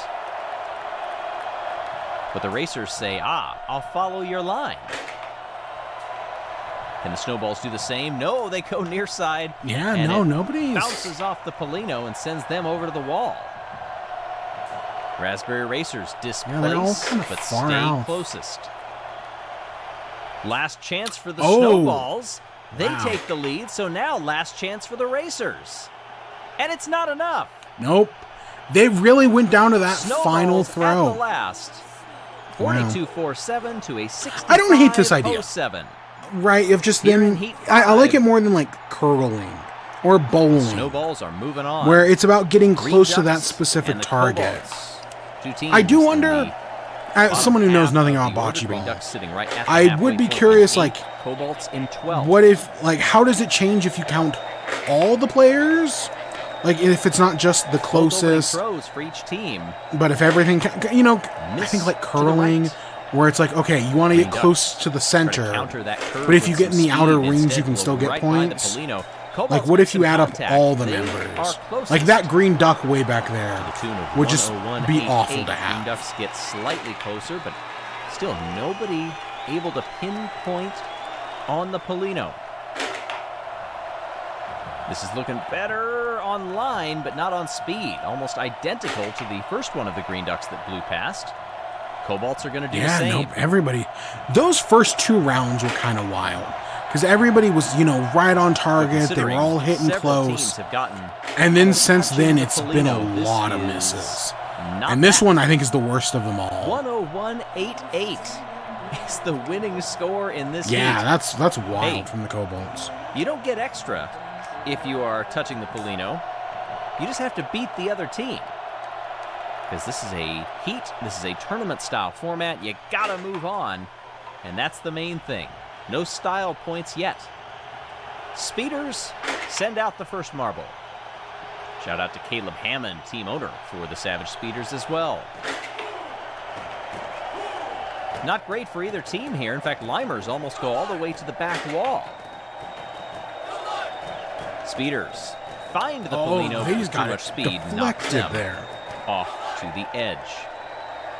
Slightly better for the Limers here. Speeders are still closest.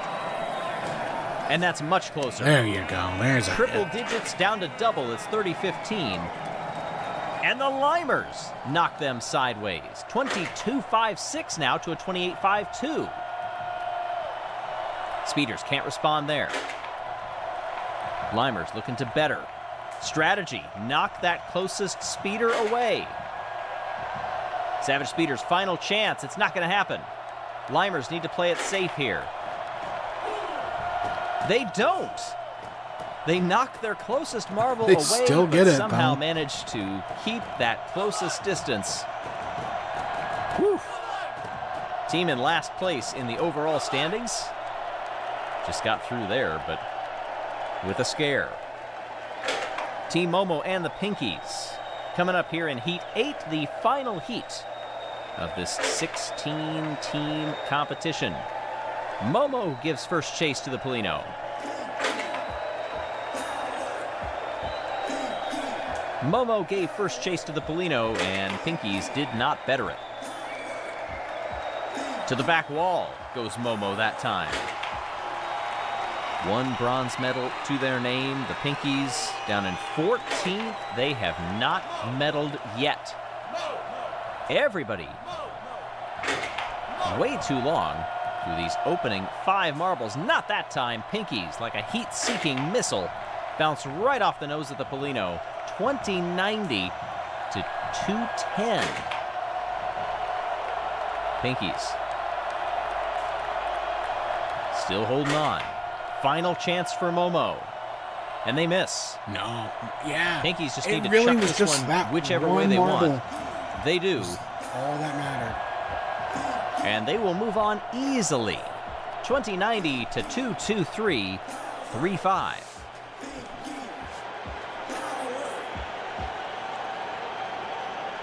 Here's the updated bracket.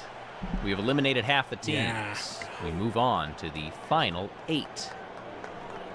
By distance, there you see, 9th on down. I mean, Momo we took last 14 by a twice distance. in a row. And now taking 12.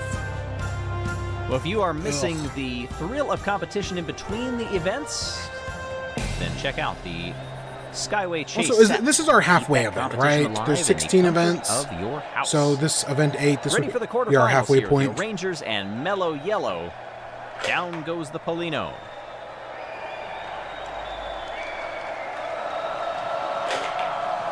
First roll. Not what they hoped for the Rangers. The host team still in 5th place in the overall standings. They've medaled twice. But if that first throw is anything to go by, they're going to have their work cut out for them. Mellow Yellow nestles it right by the Polino and then is bounced by the Rangers, who then get knocked away entirely. Right up there. Here's Mellow Yellow. Very close. Wow.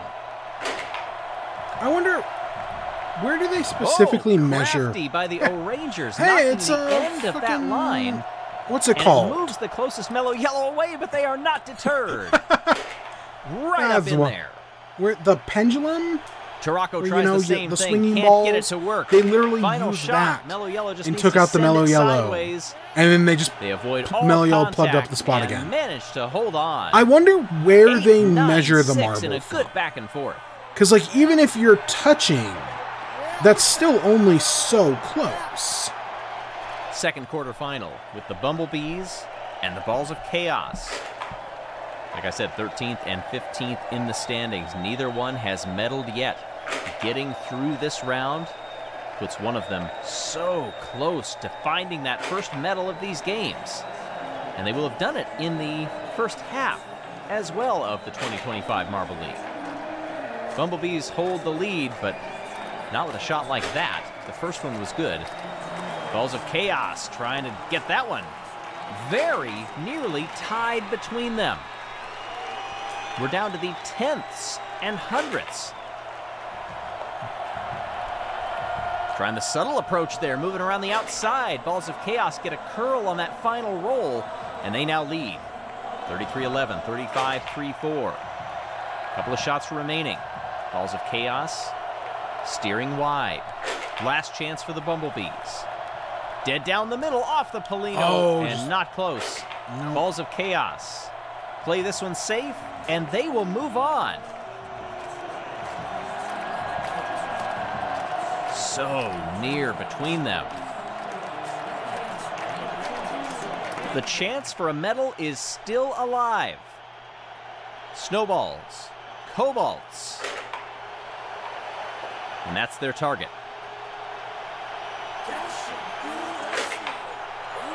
Snowballs come first and bank it off the wall. No dead balls in this one, so if you hit that outer retaining wall, the shot still counts.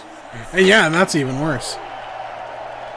This roll close to the Polino, but way too long. That one off the edge. 83-08 put the Cobalts in the lead.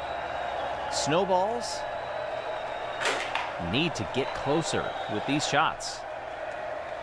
Cobalts have been flirting with it for a while. Let's see if the Snowballs can get it dialed in. No, too long.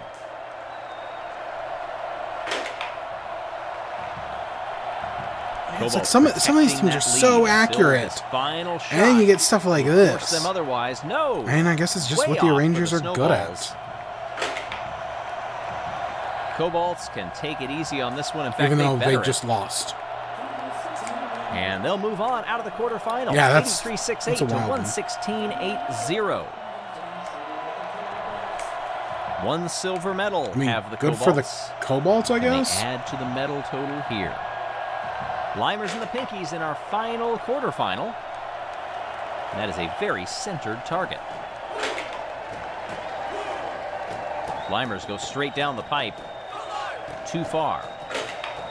Pinkies, will they follow suit? Much better speed and closer. 129-29. Limers off the button. There you go. 19-9-2 on the ricochet from the Polino. Pinkies try to thread the needle, and they do. That's not quite what they wanted, though. They wanted to get closer. Limers just throwing that one wide. Pinkies try to go the opposite way, and it works.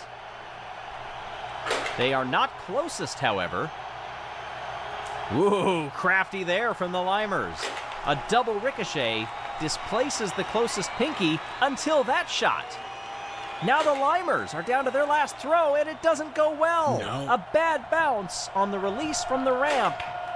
Unless the Pinkies sabotage themselves, and they will not.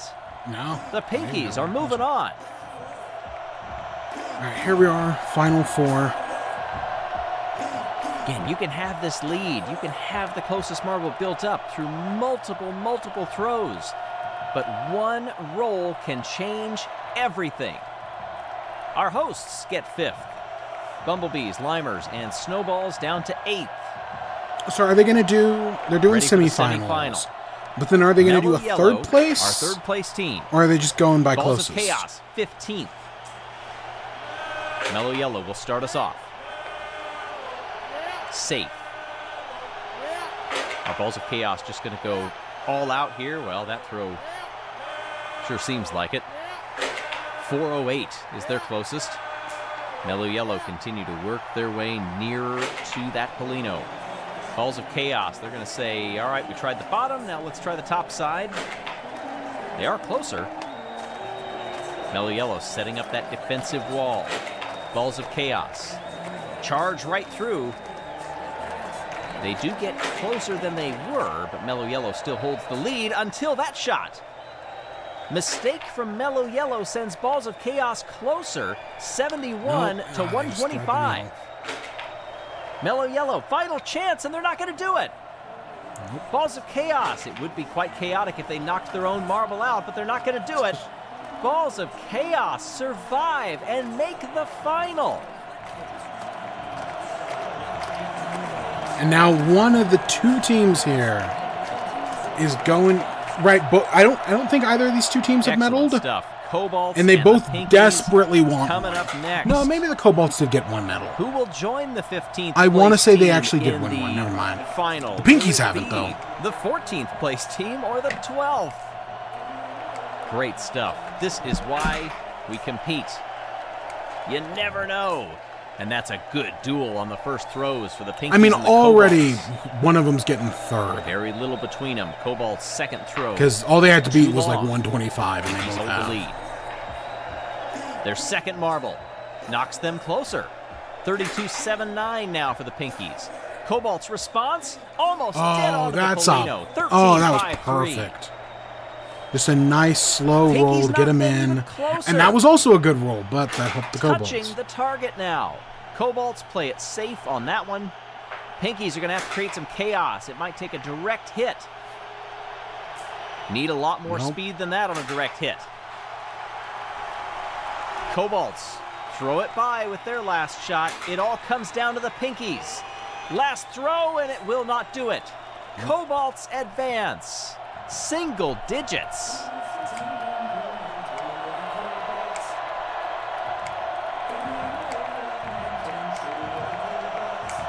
And now there are two. Yeah, so they are doing a third Two place that made the round. final, and two will head to the consolation round. The bronze medal match. Pinkies and Mellow Yellow. I kind of figured they usually do, but you never know. There's the target. Pinkies ricochet off. Also in search of their first medal. Mellow Yellow. They've won two of them. They're both gold. They won the last event.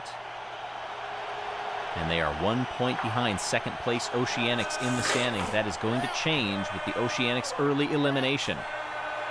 Okay, That there is you a go. There's a good nose-on one. hit by Mellow Yellow to get them closest until that Oh. great shot.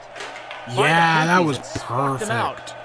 and knocked them And that did not to work a out for them. distance. 27-6-9, now the closest for the Pinkies. Oh, they knocked themselves out. Ooh, that's bad. Mellow Yellow still chasing that closest marble for the Pinkies. Off the Polino again. I was going to say that 27 was wrong. Mellow Yellow's final shot. They had to Nope. throw it dead center to try to get close. All right, there's your couldn't bronze for the arrest Pinkies. speed. And the They win a medal. Pinkies are now among the medalists. Bronze in bocce. It's okay. I still, if you haven't been watching, for the past 2 There are weeks, 6 teams coming into this event. I who didn't have know it was not pronounced medaled bocce, before. and I've been calling it Balls of bussy. Chaos, one of them. Bussy? They Like will B-O, be like guaranteed as a if the double C was making an Pinkies S just sound. got bronze. That's another one. And I knew it was wrong, but I had no Balls that idea have what that it silver. actually was, Balls of Chaos and that's right now. so Trying to fucking get in funny. the column. I'm- That was a great shot. I haven't done Cobalts, any 21-05. highlits from the Marble League. Here on the fourth roll. Like Balls for of the stream Chaos knocking highlights, out. I haven't done 15-5-8. anything from the Marble League.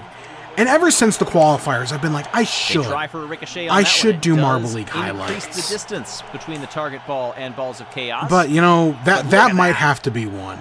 The fact that I Homing in didn't on know it. how the word bocce was spelled. That shot for the Cobalts. Because there's Not no there. way Running out of what I chances. was thinking was how it Balls was of actually chaos. said. Come right down the middle and hit it Oh again. yeah, 18, you need 11. they need to Final they need to throw for thread the needle Cobalts. here and get it's between not those gonna two. work. And nope. Balls of chaos just need to throw a safe one here. And it goes right by. You can't spell bocce without B-O-C. And Balls of That's Chaos actually- have won the gold. There's your Cobalt's medal. They needed that. They desperately needed that. Oh, that's adorable. On the big screen there. Thanks for being a Wyant. Balls of Chaos, their first medal. And it's the soft stuff. Take a bite and celebrate. Gold medalists in bocce, the first time we've seen it in the Marble League. Yeah, honestly, a good Cobalts addition. with the silver, that is I their liked it more than second curling. of I these liked it more games, than and the bowling. Pinkies Honestly, get I the think bronze. bocce was a That's their pretty first solid medal of any event. color here in 2025. Yeah, I liked it. Disappointing for Team Momo down there in 16th. Green Yeah, Ducks, that's who were bad middle for of the the Green standings, Ducks they're the as well. highest placed team yet to medal. They're only going to get a single point out of this one. Oceanics were second They place had- in the the overall Green Ducks standings. don't They have- finished that's toward the bottom wild, of the order. actually. What does this do? It drops the Green Oceanics. Ducks, the Mellow Yellow Bumblebees, go up into second the place. The Blackjacks, Wisps and the hold on, Limers but only don't. by 4. Interesting. Very interesting. Yeah, we keep falling. I mean, of course, you know, the Pinkies and Balls of Chaos and all those Cobalts winning.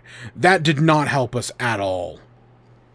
Yeah, we need to put our heads back in the game. We started off so strong this year. And now we're almost, halfway from the champion. All right, Lasso Toss, another new event. I'll be honest, I think the Rangers are doing it halfway through the league this year. I think the Rangers are doing a good job. I think the new events they've introduced have all been good. They've been fun. I mean, they took some events I didn't like skating, and actually made it interesting. So yeah, good on the Rangers. For the 10-year anniversary, Already they've working our put way together a good deep show. into this Marble League. Can this already be Event 9? I think it is. Hey everybody, I'm Greg Woods here inside of this beautiful stadium. It looks even better from the air, by the way. Shout out to one Mr. Skylar King for taking me up in his plane so I can see this from a different vantage point. We're getting ready for the lasso toss. I know So what is this going to Cowboys be? out there. Is it just Lariat, the rope. distance? Now, for these intents and purposes, it is the lasso toss. We're not tossing the lasso, if that makes it any better. We're actually throwing the marble teammate from it. One by one, they will go. Try to launch the runner as far up the course as possible, but you only have one opportunity to launch yourself from that rope. Now that is a good tie right there. Wrangling Nice in the toss. Minty Maniac sponsorship. In the demo, Muskmelon will be the pusher, and And then there's going to Cantaloupe, be one at the end runner, that they're throw hitting. Okay. from the rope. Okay, that makes sense. 66. It's a jump with an 7-0. extra step. That's a pretty good distance. You know, with an element of like Make note relay of race that in there. as the Rangers, the hosts, get a nice cheer from this stadium. Tarako is launched onto the sand. 56-4-0 is the opening toss. See, we have no Well, Rangers perspective. fans have Is been that good? Is that great bad? hosts, I by have the no way. idea. Cheering on their team and welcoming all the other teams in and around the stadium. Momo is up next, and they do it better. 62-4-5. So Momo still not surpassing that distance from the Majestic Melons in the opening. Example, what can the Snowballs do? I know the Snowballs by name seem very out of place on the sand, and it's reflected in the distance. 54-3-5.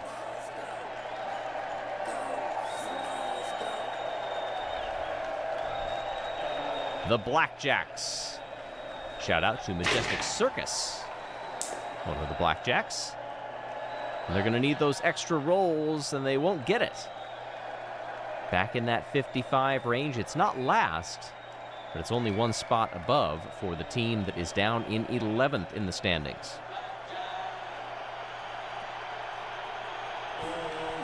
On the flip side, Oceanics all the way up in 3rd. They dropped a spot after the last event, and we reached the midway point of this competition. Okay, so let's see. 2 golds and a silver 60 to their seems name, to be and they about go the up higher into end here. provisional silver right now, but still a long way to go, 59.50. Green Ducks. How the Ducks fare on sand? Yeah, I'd say middle of the pack so far. I mean, they're up in the 3rd out of bronze, but 6 will are that the Green last? Ducks. Tentative bronze. They'll take it for Quacky and Goose. Don't expect it to. Mentioned it in the last video. They are the highest placed team in the championship standings who are yet to medal. If they could hold on here, it would be a huge grab for the Ducks.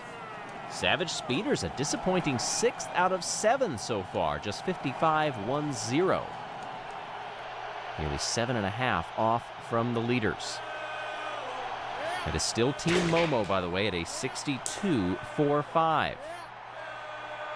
Good solid contact, but you have to keep the rollout straight once you are tossed from I looked that away loop. for like a second there to answer a text. 56.50. I was like, oh just shit, off did the I podium miss my for Mellow team? Yellow. If you see the teams after the impact weaving side to side, you no, know I they are didn't. Good. losing distance because it's turning into sideways motion. Tentative runs at the halfway point. Momo leads Oceanics and Green Ducks. If you're a fan of where they are sitting in the standings, or you want to do a little extra to send them go up get a the shirt. order, maybe sending some good vibes their way by wearing their team merch. Go get something Check it official, out. not like my Online cheap store. knockoff here. All right, here we Tip are. of the hat there Cosmo and to the Pulsar. cameraman. Cosmo and Pulsar line it Come up for on, Team getting like the Galactic. 60s. And that was a pretty solid impact and a straight rollout, too. Oh, baby, that's And what Galactic I'm talking goes top. about. 65.75. Oh, my God, yes. Team Galactic Go. take over. Oh, they got it. That one just looked like good teamwork. I'm so glad I didn't miss that. Limers need something Baby, in this that's what Marble I'm League, and I'm talking afraid that's not about. it. They are last out of everybody. 10th out of 10. And the Limers Boo. are not going anywhere fast. They are still last in the standings. Some 14 points behind 15th. And oh yeah, that team 15th, that's Momo, our provisional silver medalists. Excellent for the Cobalts. Their Captain Royal tosses Gnome 61.15 and into 3rd. In the bottom half of the order, those occupying the podium positions still feel nervous, but with fewer runners to go, they're more hopeful. Bumblebees jumped 3 spots after the previous I just realized event that in kicked the this Green Ducks Marble off. League. They're what, And they 4th go now? into exactly middle. 6th of 12 so far, 58.10. Balls of Chaos. Winners at Bocce. And do not make 55. Nope. Balls of Chaos go 12th of 13 so far. They had jumped 3 spots into 12th. They were hoping to crack into the top 10 after this one. It's not going to happen. 5th place, Raspberry Racers. Can't believe it. 2 golds and no other I medals to don't their want to name, jinx and it, that is going to but be we've lowest got of a all. gold. They don't even break 50. Oh my gosh. It literally, I think we're bronze guaranteed. A stunted response from the stunned Raspberry So Racer excited. fans. Their team at a pivotal point in this championship as we begin to move down the home stretch. You cannot be having odd Yep. results Okay, like we're that. guaranteed at least a silver, but they got to beat Pinkies go up in a night. 65. They have a bronze medal to their names. Yes, they, Team Galactic, and Team Momo are all ranked, along with Balls of Chaos, below Green Ducks, who don't have a medal. That's how wild this Marble League has been so far. Midnight Wisps, in the final run, go 13th. You know, we started off strong. We fell off with a bunch of 14s. And now here we are, back up on top. Shout out from our patrons. A Go Ducks. gold medal. Learning And hey, a bronze podcast. for the Kobolds. Good for the... And it's Galactic. I'm not rooting for the Winners of Kobolds, the lasso but I'm also toss not rooting against over the Kobolds. Momo You know, Kobolds fans have suffered Kobolds. enough. Okay, no they haven't, but neither has anybody else except for my team. That's what I'm talking about. Look at that gold. Cosmo, Pulsar, you did great. This is So Galactic's proud of third you. medal of these games. First gold. The other two Yeah. are bronze.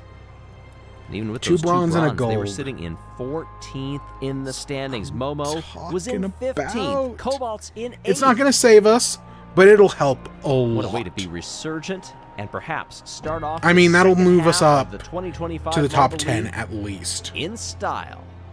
Two teams tied. I didn't even... That's kind of wild. We'll wait for the bean counters back in the saloon to give us our numbers.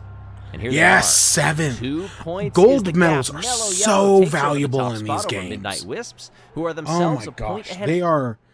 Getting a gold medal matters so much. That bumped us 7 places. And now we're back. One more gold puts us back on top. Or at least it puts us 2 away from top. It'll tie us with the Midnight Wisps. Wow.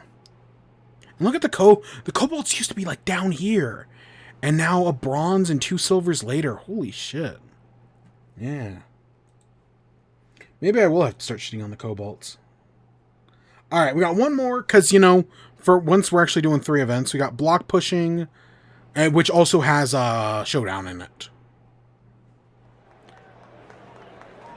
I don't remember what team I was rooting for on the showdown. Maybe Plasma? Showdowns ain't I'll be nothing honest, new in I these don't parts. remember. I know we were For rooting this for somebody. event of the 2025 At least I thought we Marble were. League, it means we get a showdown event before the main one. And that's always a good thing when you have more Marble competition. Hey everybody, I'm Greg Woods. Block pushing comes to us today. And we begin with the showdown teams who will be competing on their own. First, let's take a peek at where the proper Marble League is. 107 to 105, the hot battle up front between Mellow Yellow and Midnight Wisps. Oceanics just a point behind. Then a bit of separation.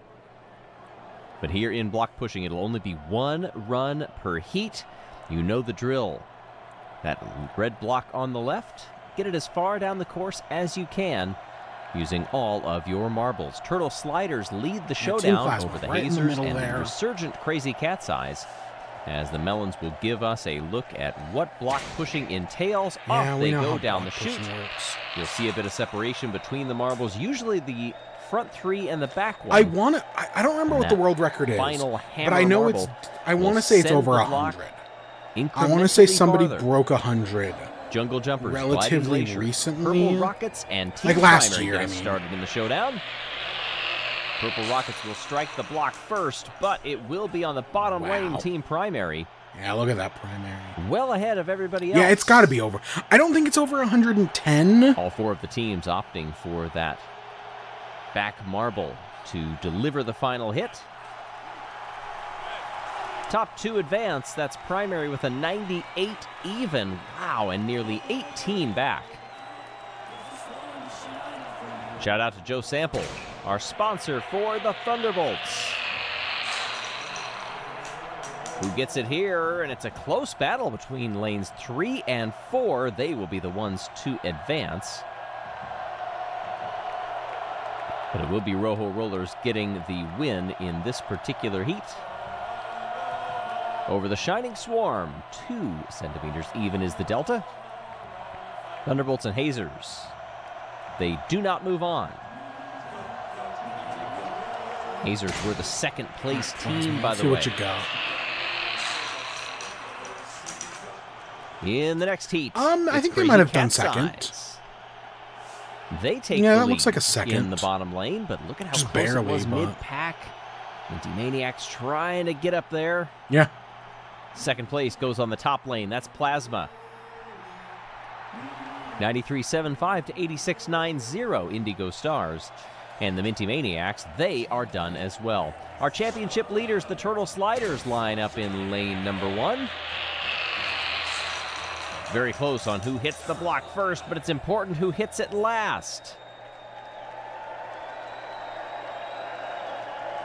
Looks like Turtle Sliders will be moving on, but they did not get the win in this heat. That goes on the bottom lane to the Chocolatiers.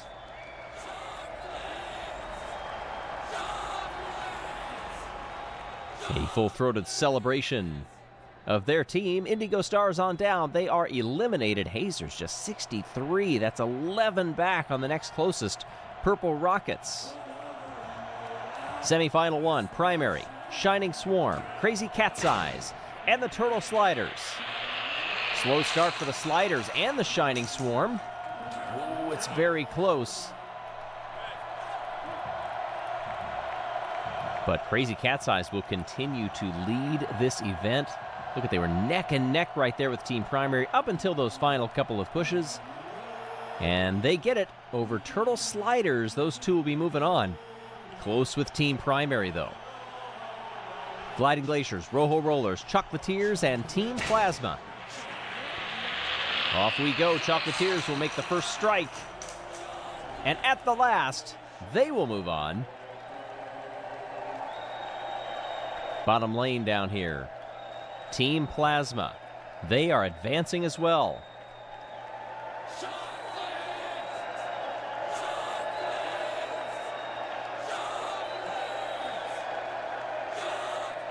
Gliding Glaciers and Rojo Rollers get eliminated into 7th and 8th.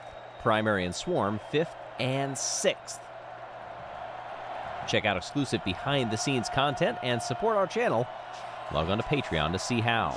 Crazy Cat's Eyes, Plasma, Turtle Sliders, and the Chocolatiers. Decide to root for you this event. Let's go for it. And Team Plasma tries to yeah, I think they took it. Done it. Barely. Just over the Chocolatiers. This angle also seems to support that. Yeah. The final hit, barely. that hammer marble sending them forward. Wow. And we have to get out the lines after that.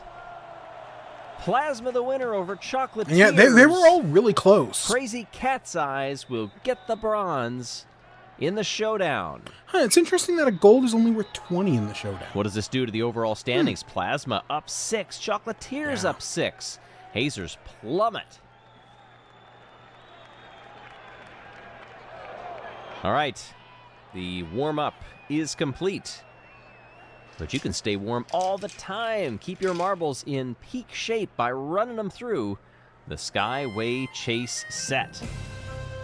Oh, are they gonna do? Who are we gonna find now? Did we make this joke already? Get ready, everybody. Of them doing the kiss cam. Foaming in on the Gliding Glaciers. Yeah, they seem a little frigid. Oh, Yeah. nope, there we go. That's better. Did they do a Coldplay kiss cam? I can't remember if we made that Well, joke we've seen already. how this event works for the showdown, but now we have the actual All right. medals to hand out. Start off, The first Rangers batch. get us started with Oceanics, Team Galactic, and Balls of Chaos. Team Galactic. Yeah, tries there, to there. cruise We on got through, second no but matter the what. Oceanics say not I so was gonna say, fast. I think we're decent at this We event. have to get out the small measuring tape for this one too.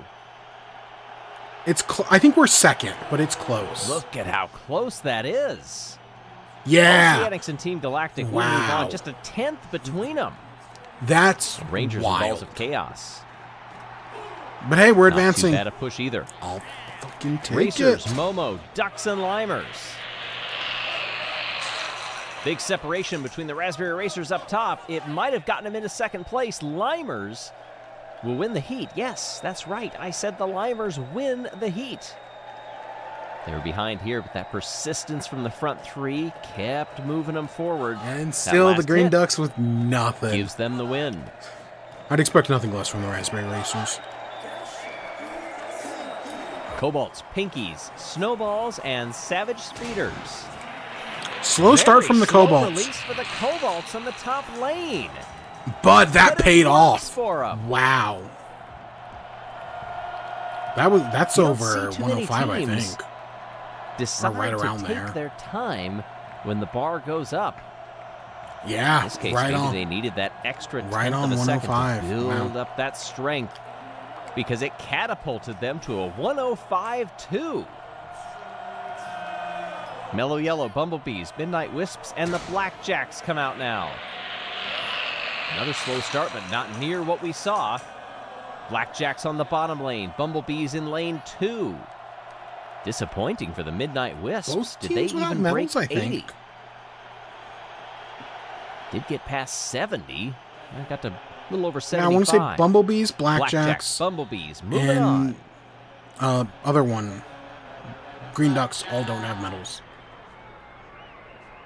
Ninth through 16th Nothing's changing is for those set. two. And that helps Snowball's us because the down Midnight in Wisps last. not doing Midnight well. Wisps They're one of the did higher not places. move We on, needed and them we now not to have do two well. semifinals. Take us ever closer to awarding the medals. Oceanics, quick out of the gate. Raspberry Racers close beside them. Bottom lane, Bumblebees Wow, yeah, had a the good Cobalt. push, but how about The lane Cobalts are 3? really just Look at how all far back those they were, years now of they're inching suffering ahead. are really Look at the finally separation paying off for the everybody has hit, Cobalts. except for that They've last been through hammer hell, marble and of they've the come back, and Cobalts, they're doing decent. 103.70. Yeah, it's We been know a... these teams are capable of getting past 100. Will that be what it Come takes on, to win you it? got this, guys. Galactic Limers, Blackjacks, and Savage Speeders. And it's Yeah, Blackjacks that gets us again. another second. It keeps us in it for the finale. This time, Limers will not be moving on. You see separation not just between their front 3 marbles after the initial push, but between the marbles and the block. All right, it all comes down to this. Not ideal. Blackjacks believe. hit the century mark on the dot, down to the 100th. believe. So the Speeders move into 5th, Raspberry Racers, Oceanics, and Limers. They'll still take a top 8, I assure you, with 76.55. On to the final. It's Blackjacks, Come on, you got Cobalts, this, y'all. Bumblebees, Team Galactic. Off they believe. come. Blackjacks very slow out of the gate. It worked for the Cobalts. Will it work for the Blackjacks? It does. Fuck. We blew it at the last moment. Still, 4th isn't bad, but at the very Interesting end there. strategy. And it gives the Blackjacks the gold. Yeah. Cobalts get the And silver. another and silver for the Bumblebees Cobalts. The bronze. And that gets the Bumblebees their first medal. Wow. God, we blew it at the Well, Blackjacks last are known moment. for gambling, and they decided maybe let's take the risk. And this time it paid off big time for them in the form of a gold medal. Blackjacks are champions of block pushing here in Event 10 of the 2025 Marble League. Cobalts get the silver, Bumblebees the We're doing bronze. so good up until that point. I mean, we were consistently in 2nd, but that's still That good. should help them in the standings, no doubt about it. Bumblebees down in 12th, Blackjacks in 13th. Cobalts were up in 5th. We wait for the official tabulation. After you see the points that they gained in this round, what does it do? We're in 6th. Mellow Yellow stays atop Okay, by we a gained single 1 spot. point. Wisps drop down to 3rd, Cobalts up to 4th, Blackjacks up 5 to 8th. Next up, Okay, you know, it's Corn within Maze. reach. One goal, literally, the gold decides. It's all really close there. And then, let's see, next time we have... Corn Maze? What the fuck is Corn Maze gonna be? I'm assuming it's gonna be a downhill, like, survival thing. My thought would be elimination race, but I actually don't think that's what... It's gonna be... You know the ones where they've got, like, all the different colored blocks, and they've got to go through them? My guess is it's gonna be something like that. Yeah. But yeah, you know, we won a fucking gold this time. And we got 4th. Pretty good. Pretty good showing for us today. I'll take it. I guess that takes us to the end. we'll be back next week's, you know, same old, same old. Hopefully I'll have seen King of the Hill. I was going to see The Naked Gun this week, and I was going to take my parents to go see it, and then they fucking forgot. Like, I got off work, and I went over to my parents' place, and I was like, oh yeah, let's go see The Naked Gun. Wait, what? We've got these other things to do. So I rescheduled with them, because they want to see it, but... So I haven't seen that yet. I'll get around to it. That's the only reason I saw Fantastic Four this week. It's because I was going to do that, and then that got canceled. But yeah, we'll be back next week with that, and anything else, hopefully. But until then, I hope you all enjoyed. Stay tuned for more. Till next time, peace.